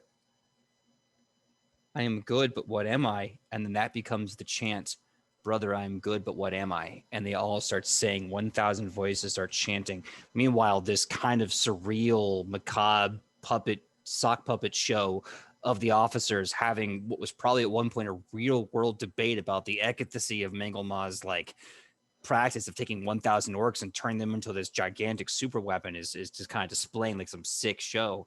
And 1,000 orcs are just saying, I am good, but what am I?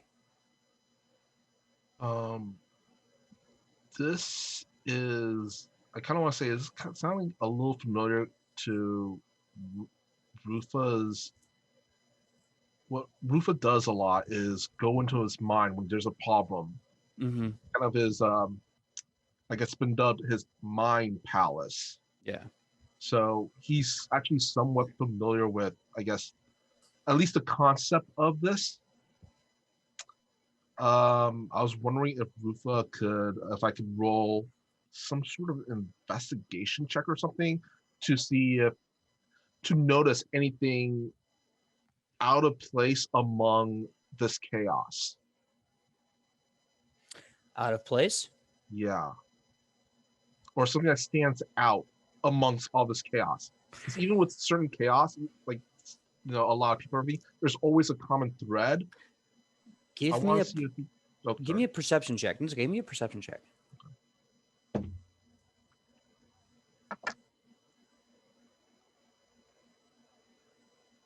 27.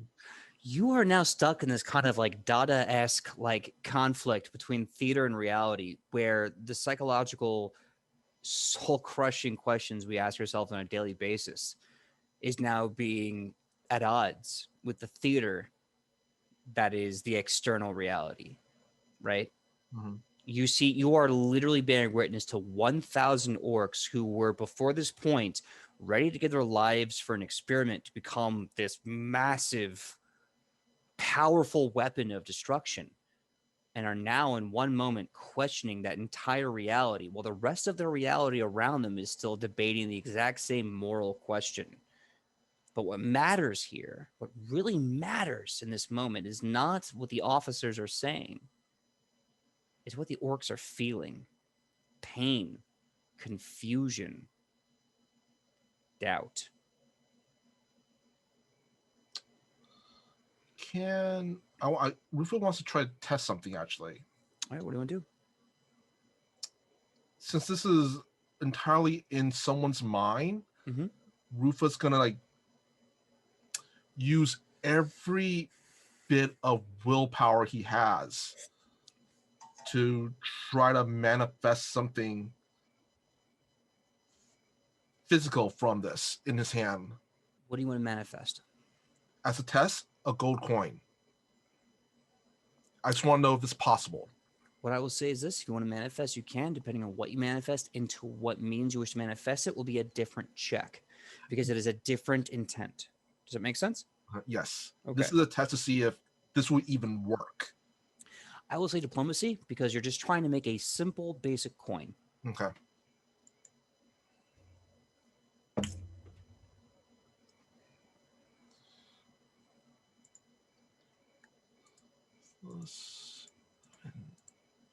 That is a 28. A coin appears in your hand, and as it does, as you're looking at this coin, suddenly it's slapped out of your hand by one of the orcs, who looks at you in anger and says, Don't you dare bring that into this. You with your double tall citywide mansion money, you get that out of here. We're destroying that. You get that out of here. It is violence for food. It is violence for money. It is not money for nothing. And they start shoving you in anger, resenting that you're just spawning wealth.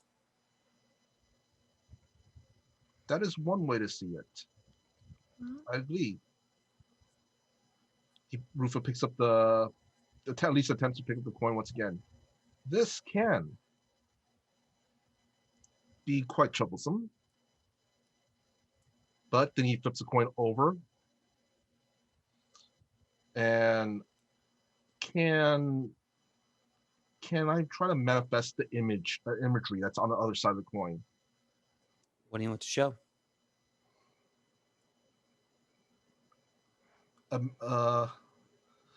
A man, basically the form of a man, like offering another man a hand. Give me a diplomacy check.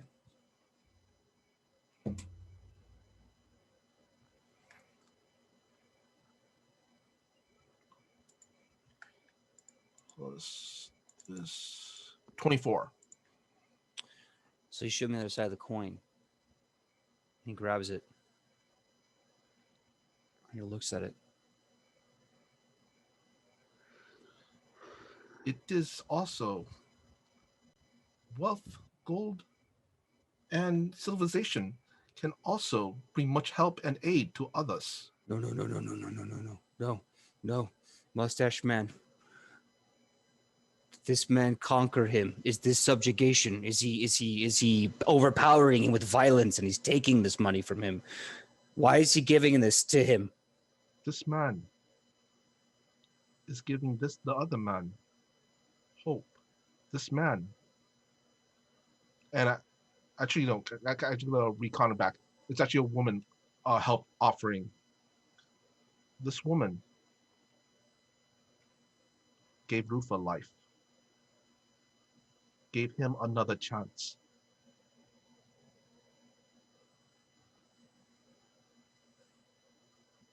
Where there is hope, there is us all. It is all intent. You must intend to hope, intend to help, intend to control. No. Just hope, just aid, just support, with no other reason but to help another person. So we ambush them at night and we take what's theirs so that we can live another day and they won't. So there's more for us, right? That's what we hope for. No, you hope to be this woman, to help another, to bring them a second chance, hope.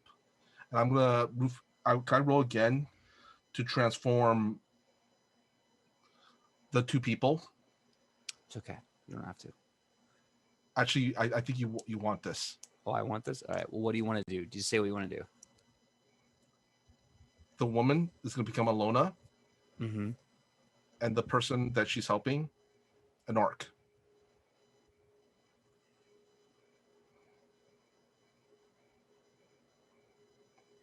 They wrap their entire fist around the coin. We must help. We must help for hope. Coin lady. We wanted to help. That's why we are here. We wanted to be a weapon.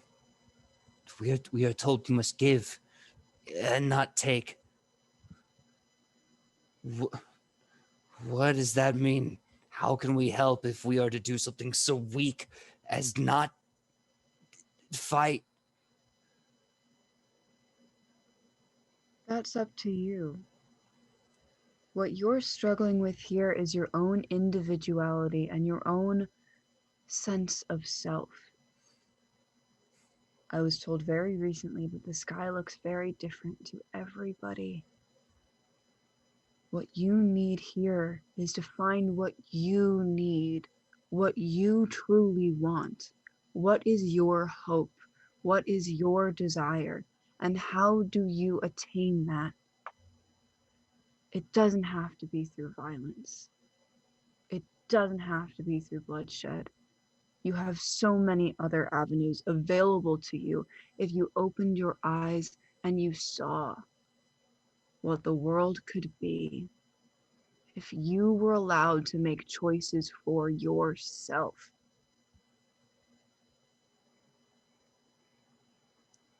Give me a diplomacy check. Would it be possible for me to aid her at this point? No. Sure. Everyone use a hero point. Okay. Trust me, Michael. I'm already putting a plus number in my head. 19.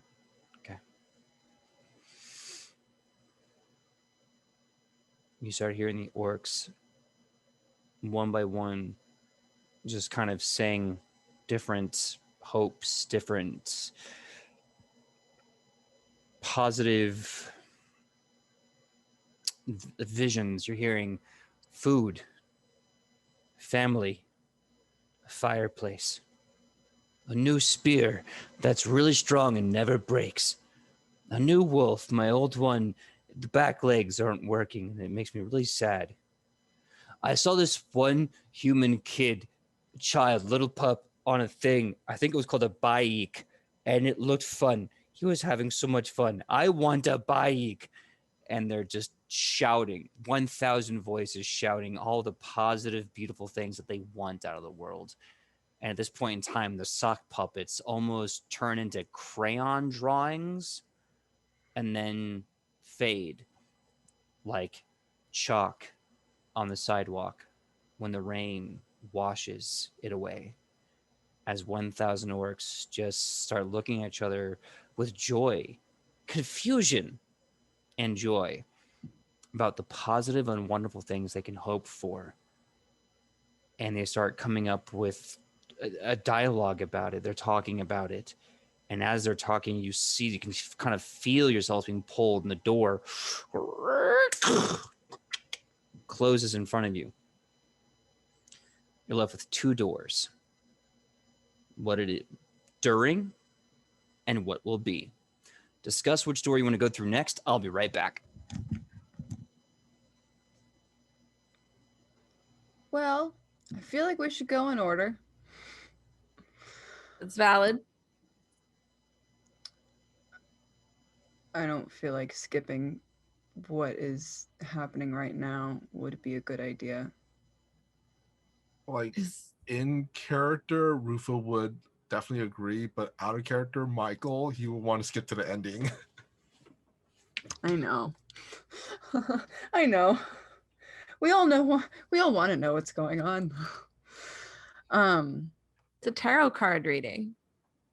Haha. It is. Mm-hmm. Past, present, future. But you really can't move forward until you've dealt with everything that you're dealing with in your past and in your present. Because if you skip over it, nothing's really changed and you don't understand how you got somewhere. You just got there. And understanding is half of the battle of existence. The other half is coffee. The other half is coffee. Well, at the very least, we've learned that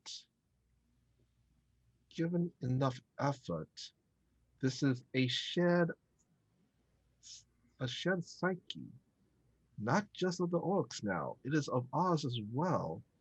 And with enough effort, we might be able to impose our own will and manifest things that we might need while we are in here. Tools. Rufa, I need you.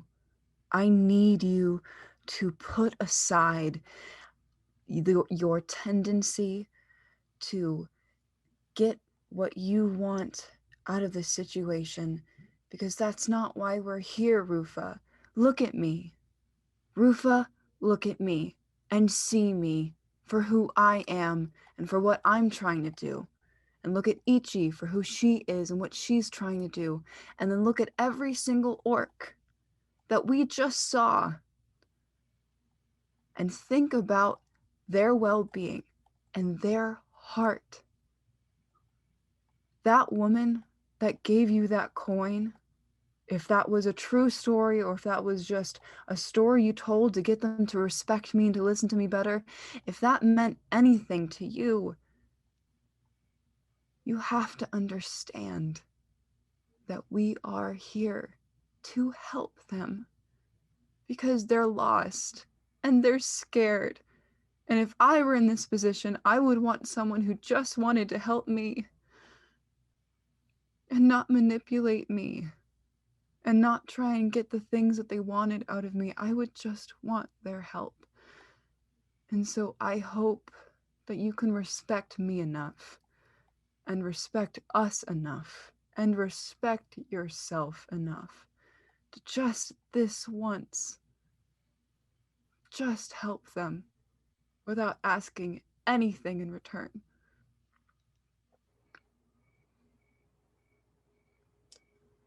I think. uh, I think you misunderstand, friend Alona. Rufa does want to help them. Rufa also want to help the others who are out there. Rufa only means. And he kind of looks at his hand. If we are to help them, we must take advantage of every tool at our disposal.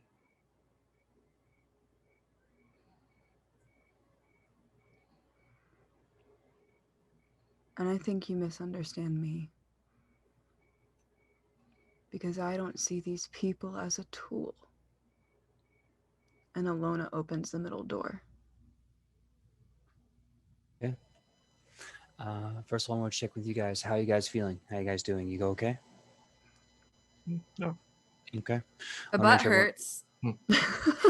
Good. So if you see me That's- wiggling around, that's the problem. I'm sorry, everyone. No, it's okay. Look, hey, a sore butt means you know Let's what? I got not- nothing. let's We're not. Nope. So Yep, we're gonna move no. on to the second door. I want to give everyone a hero point for that role play. Thank you so much. Keep yourself open, and you guys are doing great. So moving right Hey, along. This I shouldn't be getting a hero point for that. Hey, rope. you know what? You know what? You're getting one. So Merry Christmas. So you guys move to the second door, the during. It's at this point that the first sound you hear before everything kind of starts making sense to you, because everything is very dark. You hear the kind of rushing of water.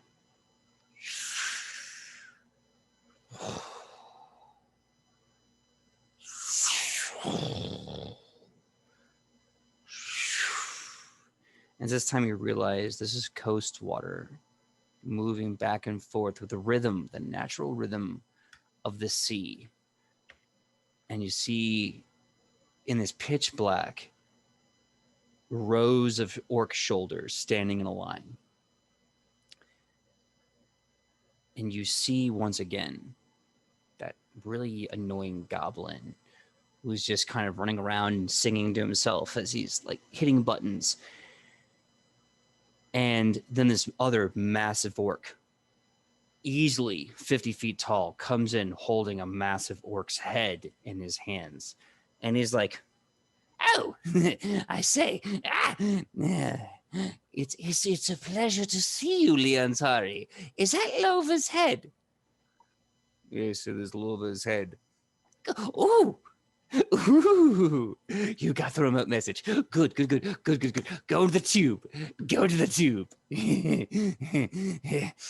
Chemical starts pouring into his skull as electricity kind of fires from his exposed brain.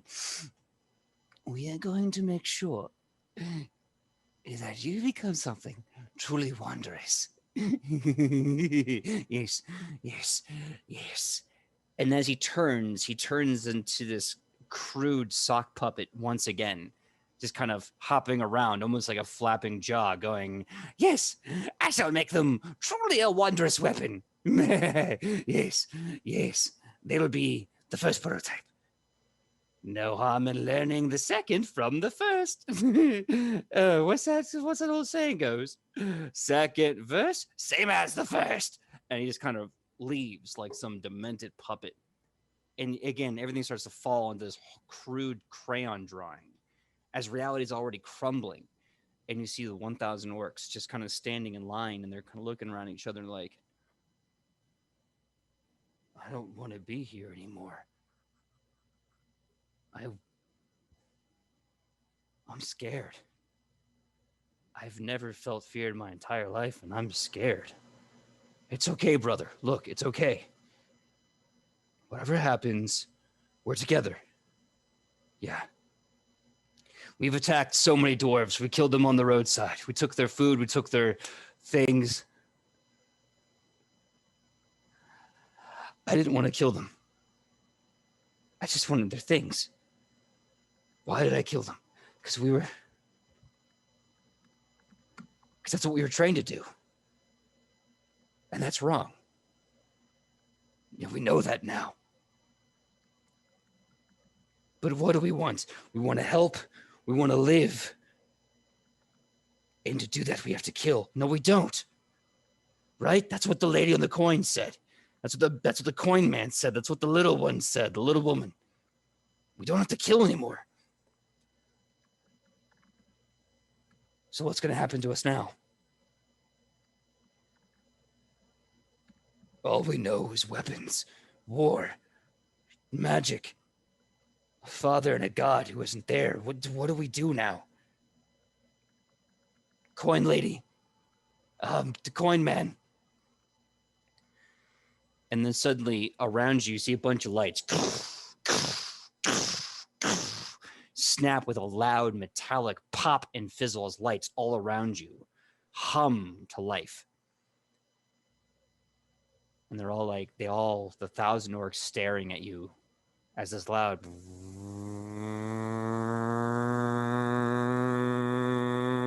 begins to build.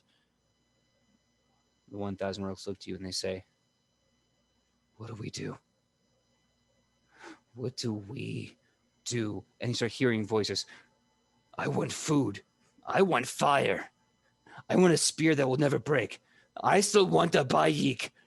And they start shouting these things as you start hearing this humming buzz. Electricity starting to build. We all want different things. What do we do? We are not going to become... We all become one. What do we do when we all want different things and we are going to become one?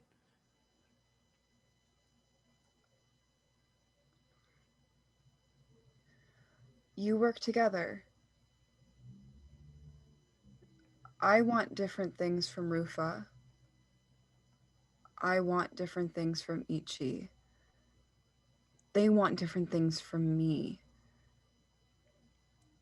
But we do have one thing that strings us together. That's our relationship to each other. We all have one thing that we want. And we want to help each other. We want the world to be a better place. But even in our differences, we can still achieve the same goals. And Alona reaches out for Rufa's hand. And she reaches out to Ichi's hand. And she hopes that they take her hand. Rufa looks over at Alona's hand, looks over at Alona, then at Ichi, and then takes Alona's hand. Ichi takes Lona's hand. Everyone give me a diplomacy check. Another group DC.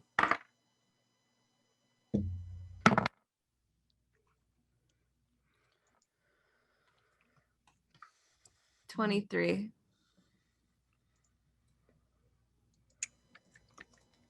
18. 31. There it is. Coin man got clout. It's skills, man. It's skills. But just don't put me in combat. So, the group DC to beat with just the three of you was 70. Your total was 72. As you unite hands, you see 1,000 orcs look at you, look confused at each other, And in a gesture that is foreign and alien, they gently grab each other's hands. You see 1,000 orcs holding hands as the whole world fades into electricity and white light. And before you leave the door, the one thing that you hear 1,000 voices say, though we are but many, we will be one. And the door closes and locks.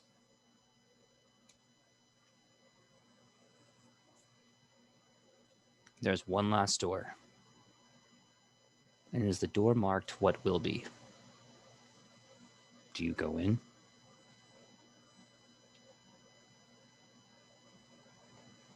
Ilona It- looks.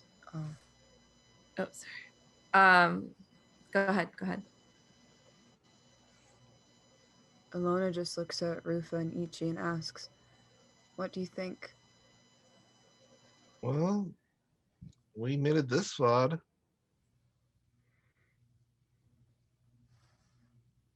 I'm nervous about it, but I think whatever happens, we could tackle it together.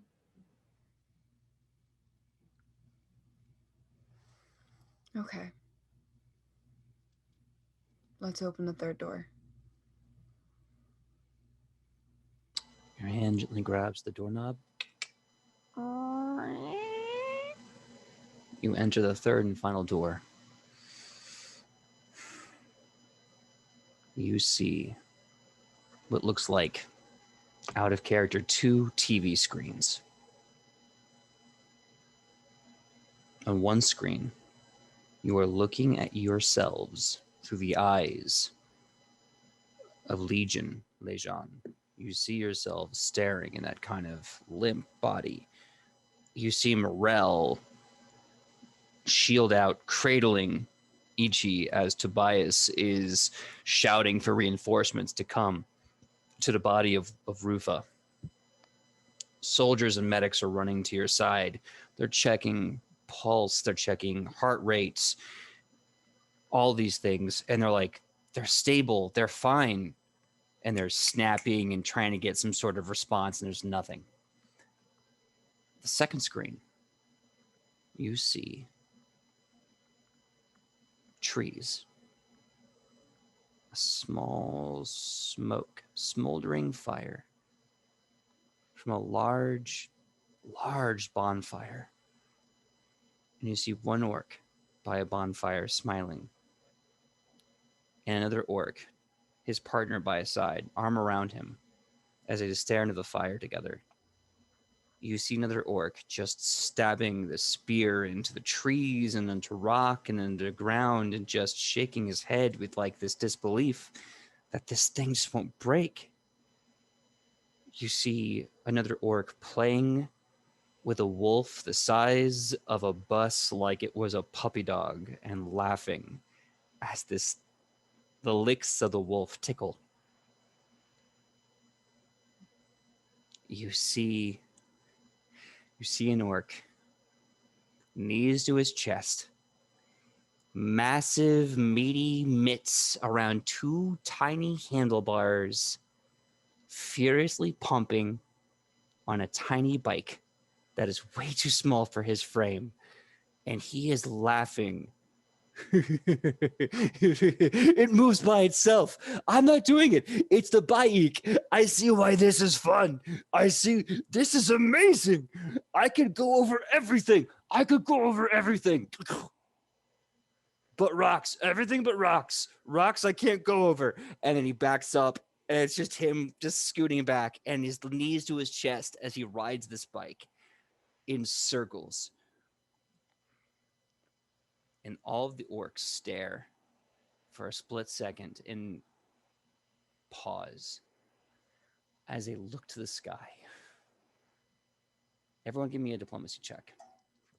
I'm gonna use my hero point. Same. Yeah, My do I last- have one left? We got one because of roleplay, right? I'm gonna use it. Oh yeah, no, we just got one. So actually I have one more left after this. Let me see. That's a dirty 20. Dirty 20. Was 28. Okay, 28. 28. 24. Okay. Once again, the DC to beat was 70. We have a 20, 28, and a 24. Well, I think I have to tell you that you got a 72 again. You seem to like that number. Oh my god. I love how there's so much suspense because we're all bad at math. Yeah. They're like, we know the numbers that are going to get added together. And we know you just tell us what the DC is, but the suspense. So you hear 1,000 orc voices echo in one beautiful chorus as they all say, huh. The color of the sky is yellow, like the sun, like tomorrow, and tomorrow, and tomorrow. Because that's what hope is. And you hear the voice get deeper and deeper as 1,000 orc voices become one orc voice. You're pulled out. The last door closes and locks. Your brains fly out of a tiny door on the back of a big man, and the door somehow finds its way, falling gracefully into your palms, Alona.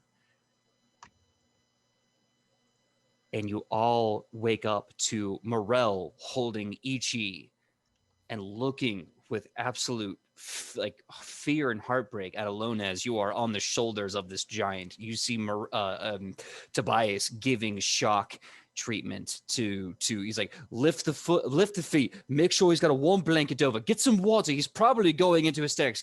And they're all doing what they can to protect you. At this moment though, when focus kicks back in, Tobias and Morel call back the troops.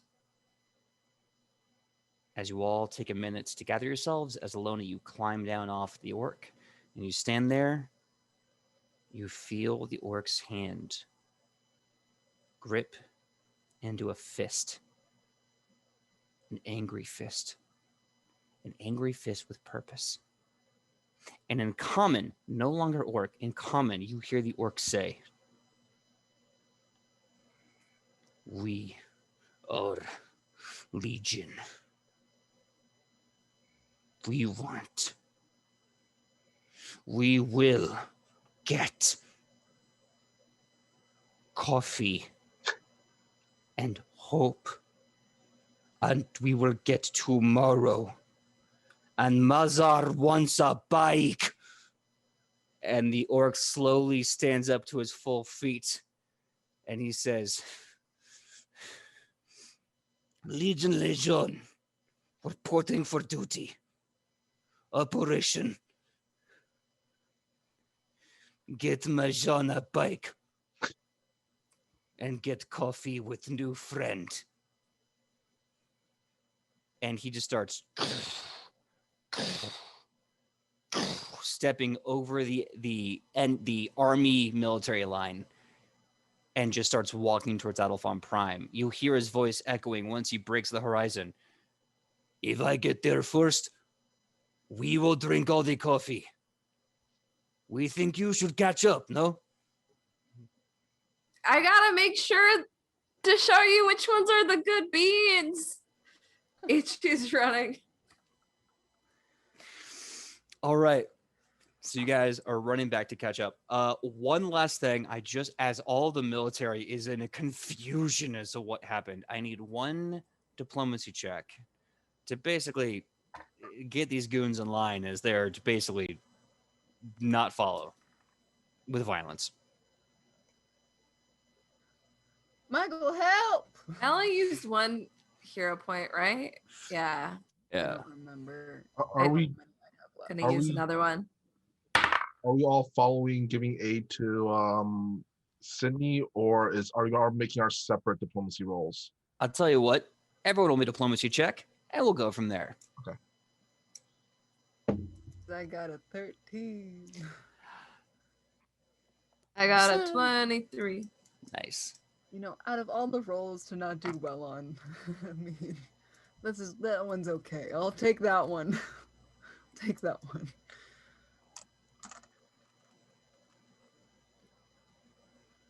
$31.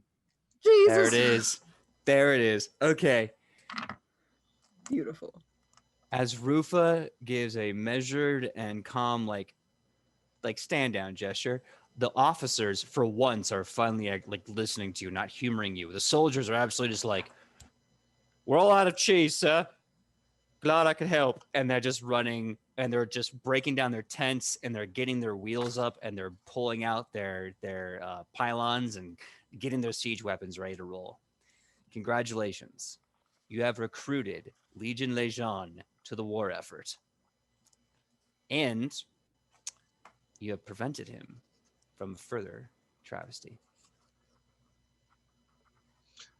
You know what? That was wild. Yeah, when we get there to back to Adelphon Prime, Rufa's gonna try to find a therapist for our new friend. Oh, You're right. oh, that's gonna be a tall fucking order, man. Therapy is important, I especially love it. in this situation. Therapy love is it. really important. I just want to see the therapist who's like, "Oh yeah, sure. Yeah, what do they have? Oh, that's a lot of trauma. Okay, that might take some years. What's that? That's one trauma? How 1,000? It's that times 1,000? Yeah, We're they got putting a them on bad double- case. They got a bad case of 1,000 orcs. We need every therapist in the Adelphon continent for one orc. Just We're putting them on government retainers. Oh god. I got weird deja vu. Sidney, have you said we need every therapist on the continent in this game before? Or is that just my brain? I think it's Like, just your brain, but also Are you like sure though? that applies to multiple situations that we've been in. I see Reap Psyche in the chat saying a tall order. Uh-huh. Call orctor. He also said we've recruited a kaiju, so You're not wrong. You have recruited a 100-foot tall super orc. You basically have recruited a boss to fight with you. Congratulations, you have taken away the last of the new units, the last of the Legion units. There is no more, if you will, heavy infantry in the field. There's just Zaka and Zanakin that you know of. yes. Like I kind of posted in chat earlier. Mhm. That was being John Malkovich Orc Edition. Oh. Oh, and by the way, Alona and the party, you have a new magical item called the Knowing Door. Weird. Yes.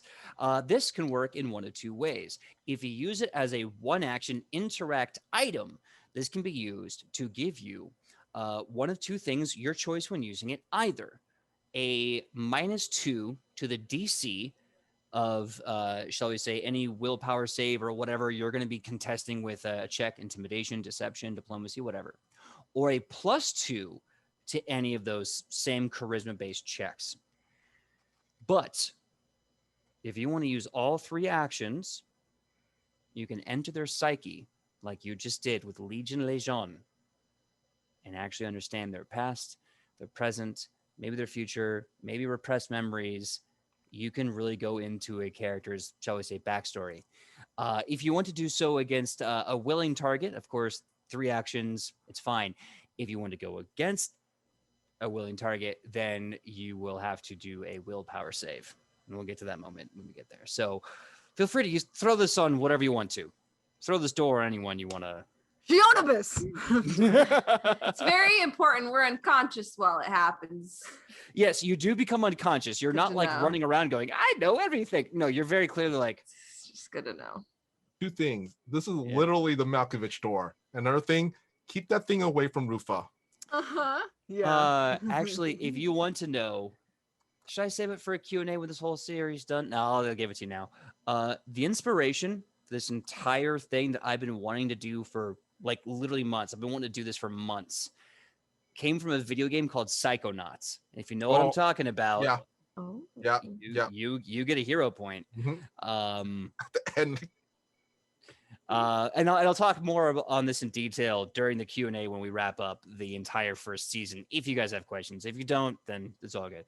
So yeah, you have the Knowing Door, this magical item that you get to enter people's psyches and either get a bonus or, you know, penalize their DCs against your charisma checks, or you get to enter their psyche and go from there. Also, confirmed, Amren still exists somewhere. She might not be alive, but she's not gone.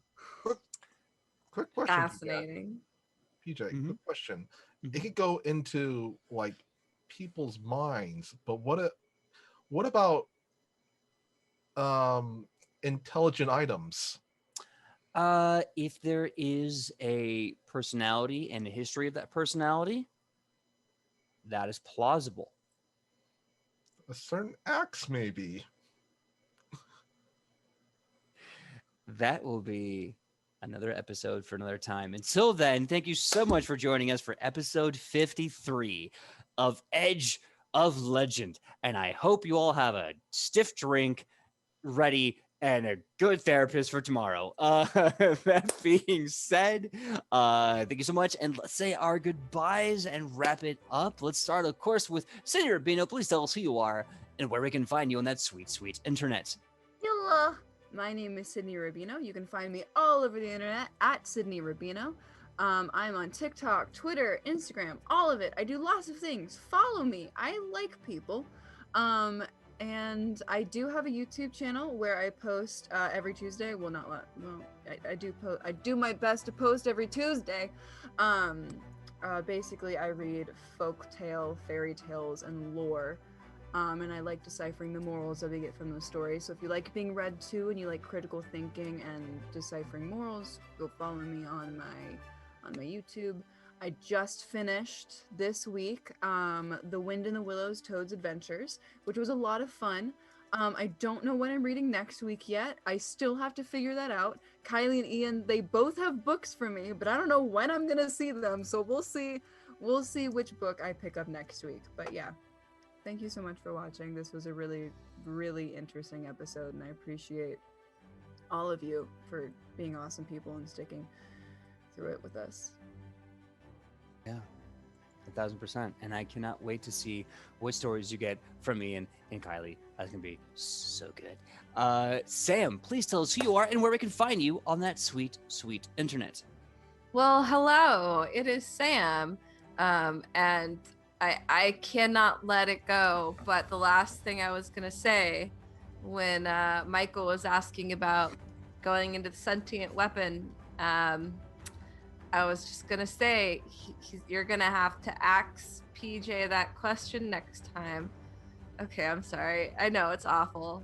The game's Forgive over. me. You can't get any more hero points. Ah. I can't give you hero points when the show is done. It's the principle of the thing. Anyway, you can find me online at Hey Sam Sterling in all the internet places. And actually, this Sunday at 8 a.m. over on the Initiative Order, I'm doing a charity show. Yeah. So come check us out. I'll have the link to it in Twitter. So yeah, Sunday the 25th this week, and it is for I think I'm not gonna say what the charity's for yet because I've got another one coming up the week after, and I don't want to get them mixed up. So just stay tuned on Twitter, and you'll have more information about that. Yeah, I saw it. I'm so excited for you. I love those people. You're gonna have a great time, and I'm so happy to see you part of the team. Michael Powell, please tell us who you are and where we can find you on that sweet, sweet internet. Because my God, my dude. Well, I am the dastardly dashing, but really not that dastardly, Michael Powell, and you can find me all over the internet on my social medias, which is at Mr. Kapow. That's MrKapao, or my Facebook page, which is facebook.com/Michael Powell Does Stuff, because I do a lot of stuff like my YouTube channel, Fantastic Tales of Adventure. And also on Thursdays at 6 p.m. Pacific Standard Time, I'm on the Toyzilla Network channel for Toyzilla Live, where we talk about toy news and a lot of like nostalgia stuff. So it's a lot of fun, and I hope to see you there.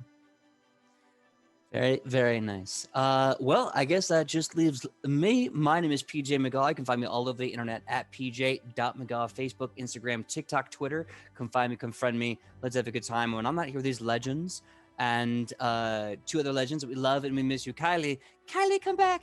And Ian, we hope you get better soon, man. You can find me and Michael Powell Tuesdays. I believe next week we're going back to talk about the Mwangi Expense with our friend and guest GW Walker, which you might have known from some other streams. We're gonna be talking about some more Mwangi Expanse content, and also I'm super freaking hyped. Tomorrow night, I believe like around 5:30, 6 p.m. Pacific Standard Time, I'm gonna be doing a stream with Ashy the Bard, Blue Collar DM, our friend Waffles from Waffles Maple Syrup, Sorcerer's Knee, and of course Puffin Forest. If you've seen their YouTube show, you know they're an awesome nerd. Big Yeah, fan of their videos. yeah. Oh my gosh. I love his absurd character. Anyway, I'm gonna be playing D&D 5e with them on a stream tomorrow night, just for funsies and giggles. Please go to twitch.tv/bluecollardm. Blue Collar DM, and you get to see me play a blade singing elf wizard, which is something I've been trying to play for a long time, and it never seems to work out. So this ought to be a lot of fun, and I'm gonna wear eyeliner and look fierce as hell. So come see me tomorrow night around 6 p.m. On that channel. And Come for the eyeliner, stay for the actual game. would recommend the actual game as well. So until then, everyone, thank you so much for joining us. I've been wanting to do this episode for a long time. The door, the orc, everything. And I cannot wait to see you guys same Nat time, same Nat channel here for Edge of Legend. And be safe. We love you. We love you so much. Bye. Bye. But wait, I got to raid. Are we I don't raiding? know who We're I'm raiding. raiding. We're We're raiding raiding. someone. Yeah, Who are we I raiding? gave you a name. I gave you a name. I didn't see it. It didn't While pop you up. raid, also, what channel are you doing that show on again, PJ? Oh, thank you. That channel again is twitch.tv/bluecollardm. Do we Yeah. spell a collar with an A or an E, folks? Oh no! Hold on while I check my Discord notes so I can tell you and figure I'm that out. sure it's like the actual dictionary version. So Probably. I'll just do a Google. Probably, but now I'm scared. Let me get this right because this deserves to be right. So I while can't I'm math, I can't spell, I can't drive. I'm just what's her name? I'm just Cher from Wait, can you not drive? No, I could drive. Oh. That's just a meme. Okay. So it is Blue Collar, BLUECOLLARDM. Beautiful. Now everybody knows. I worked so Yes. hard for that name. So everyone has to go watch it now. I mean, don't you want to see me in guy liner and a nice suit be Yes. chaotic good? Yes. do. Well, you should turn in tomorrow night. I'm gonna pray for you for wearing a suit in this heat.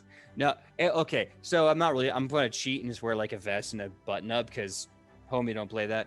But I'm looking forward to it. Yeah, but you should have the person we're rating. I sent another thing. Yes, thank you so much, and I love this name. So everyone, we're gonna be rating Dork Tales, woo, in a few seconds. Rate them in 3, 2, 1.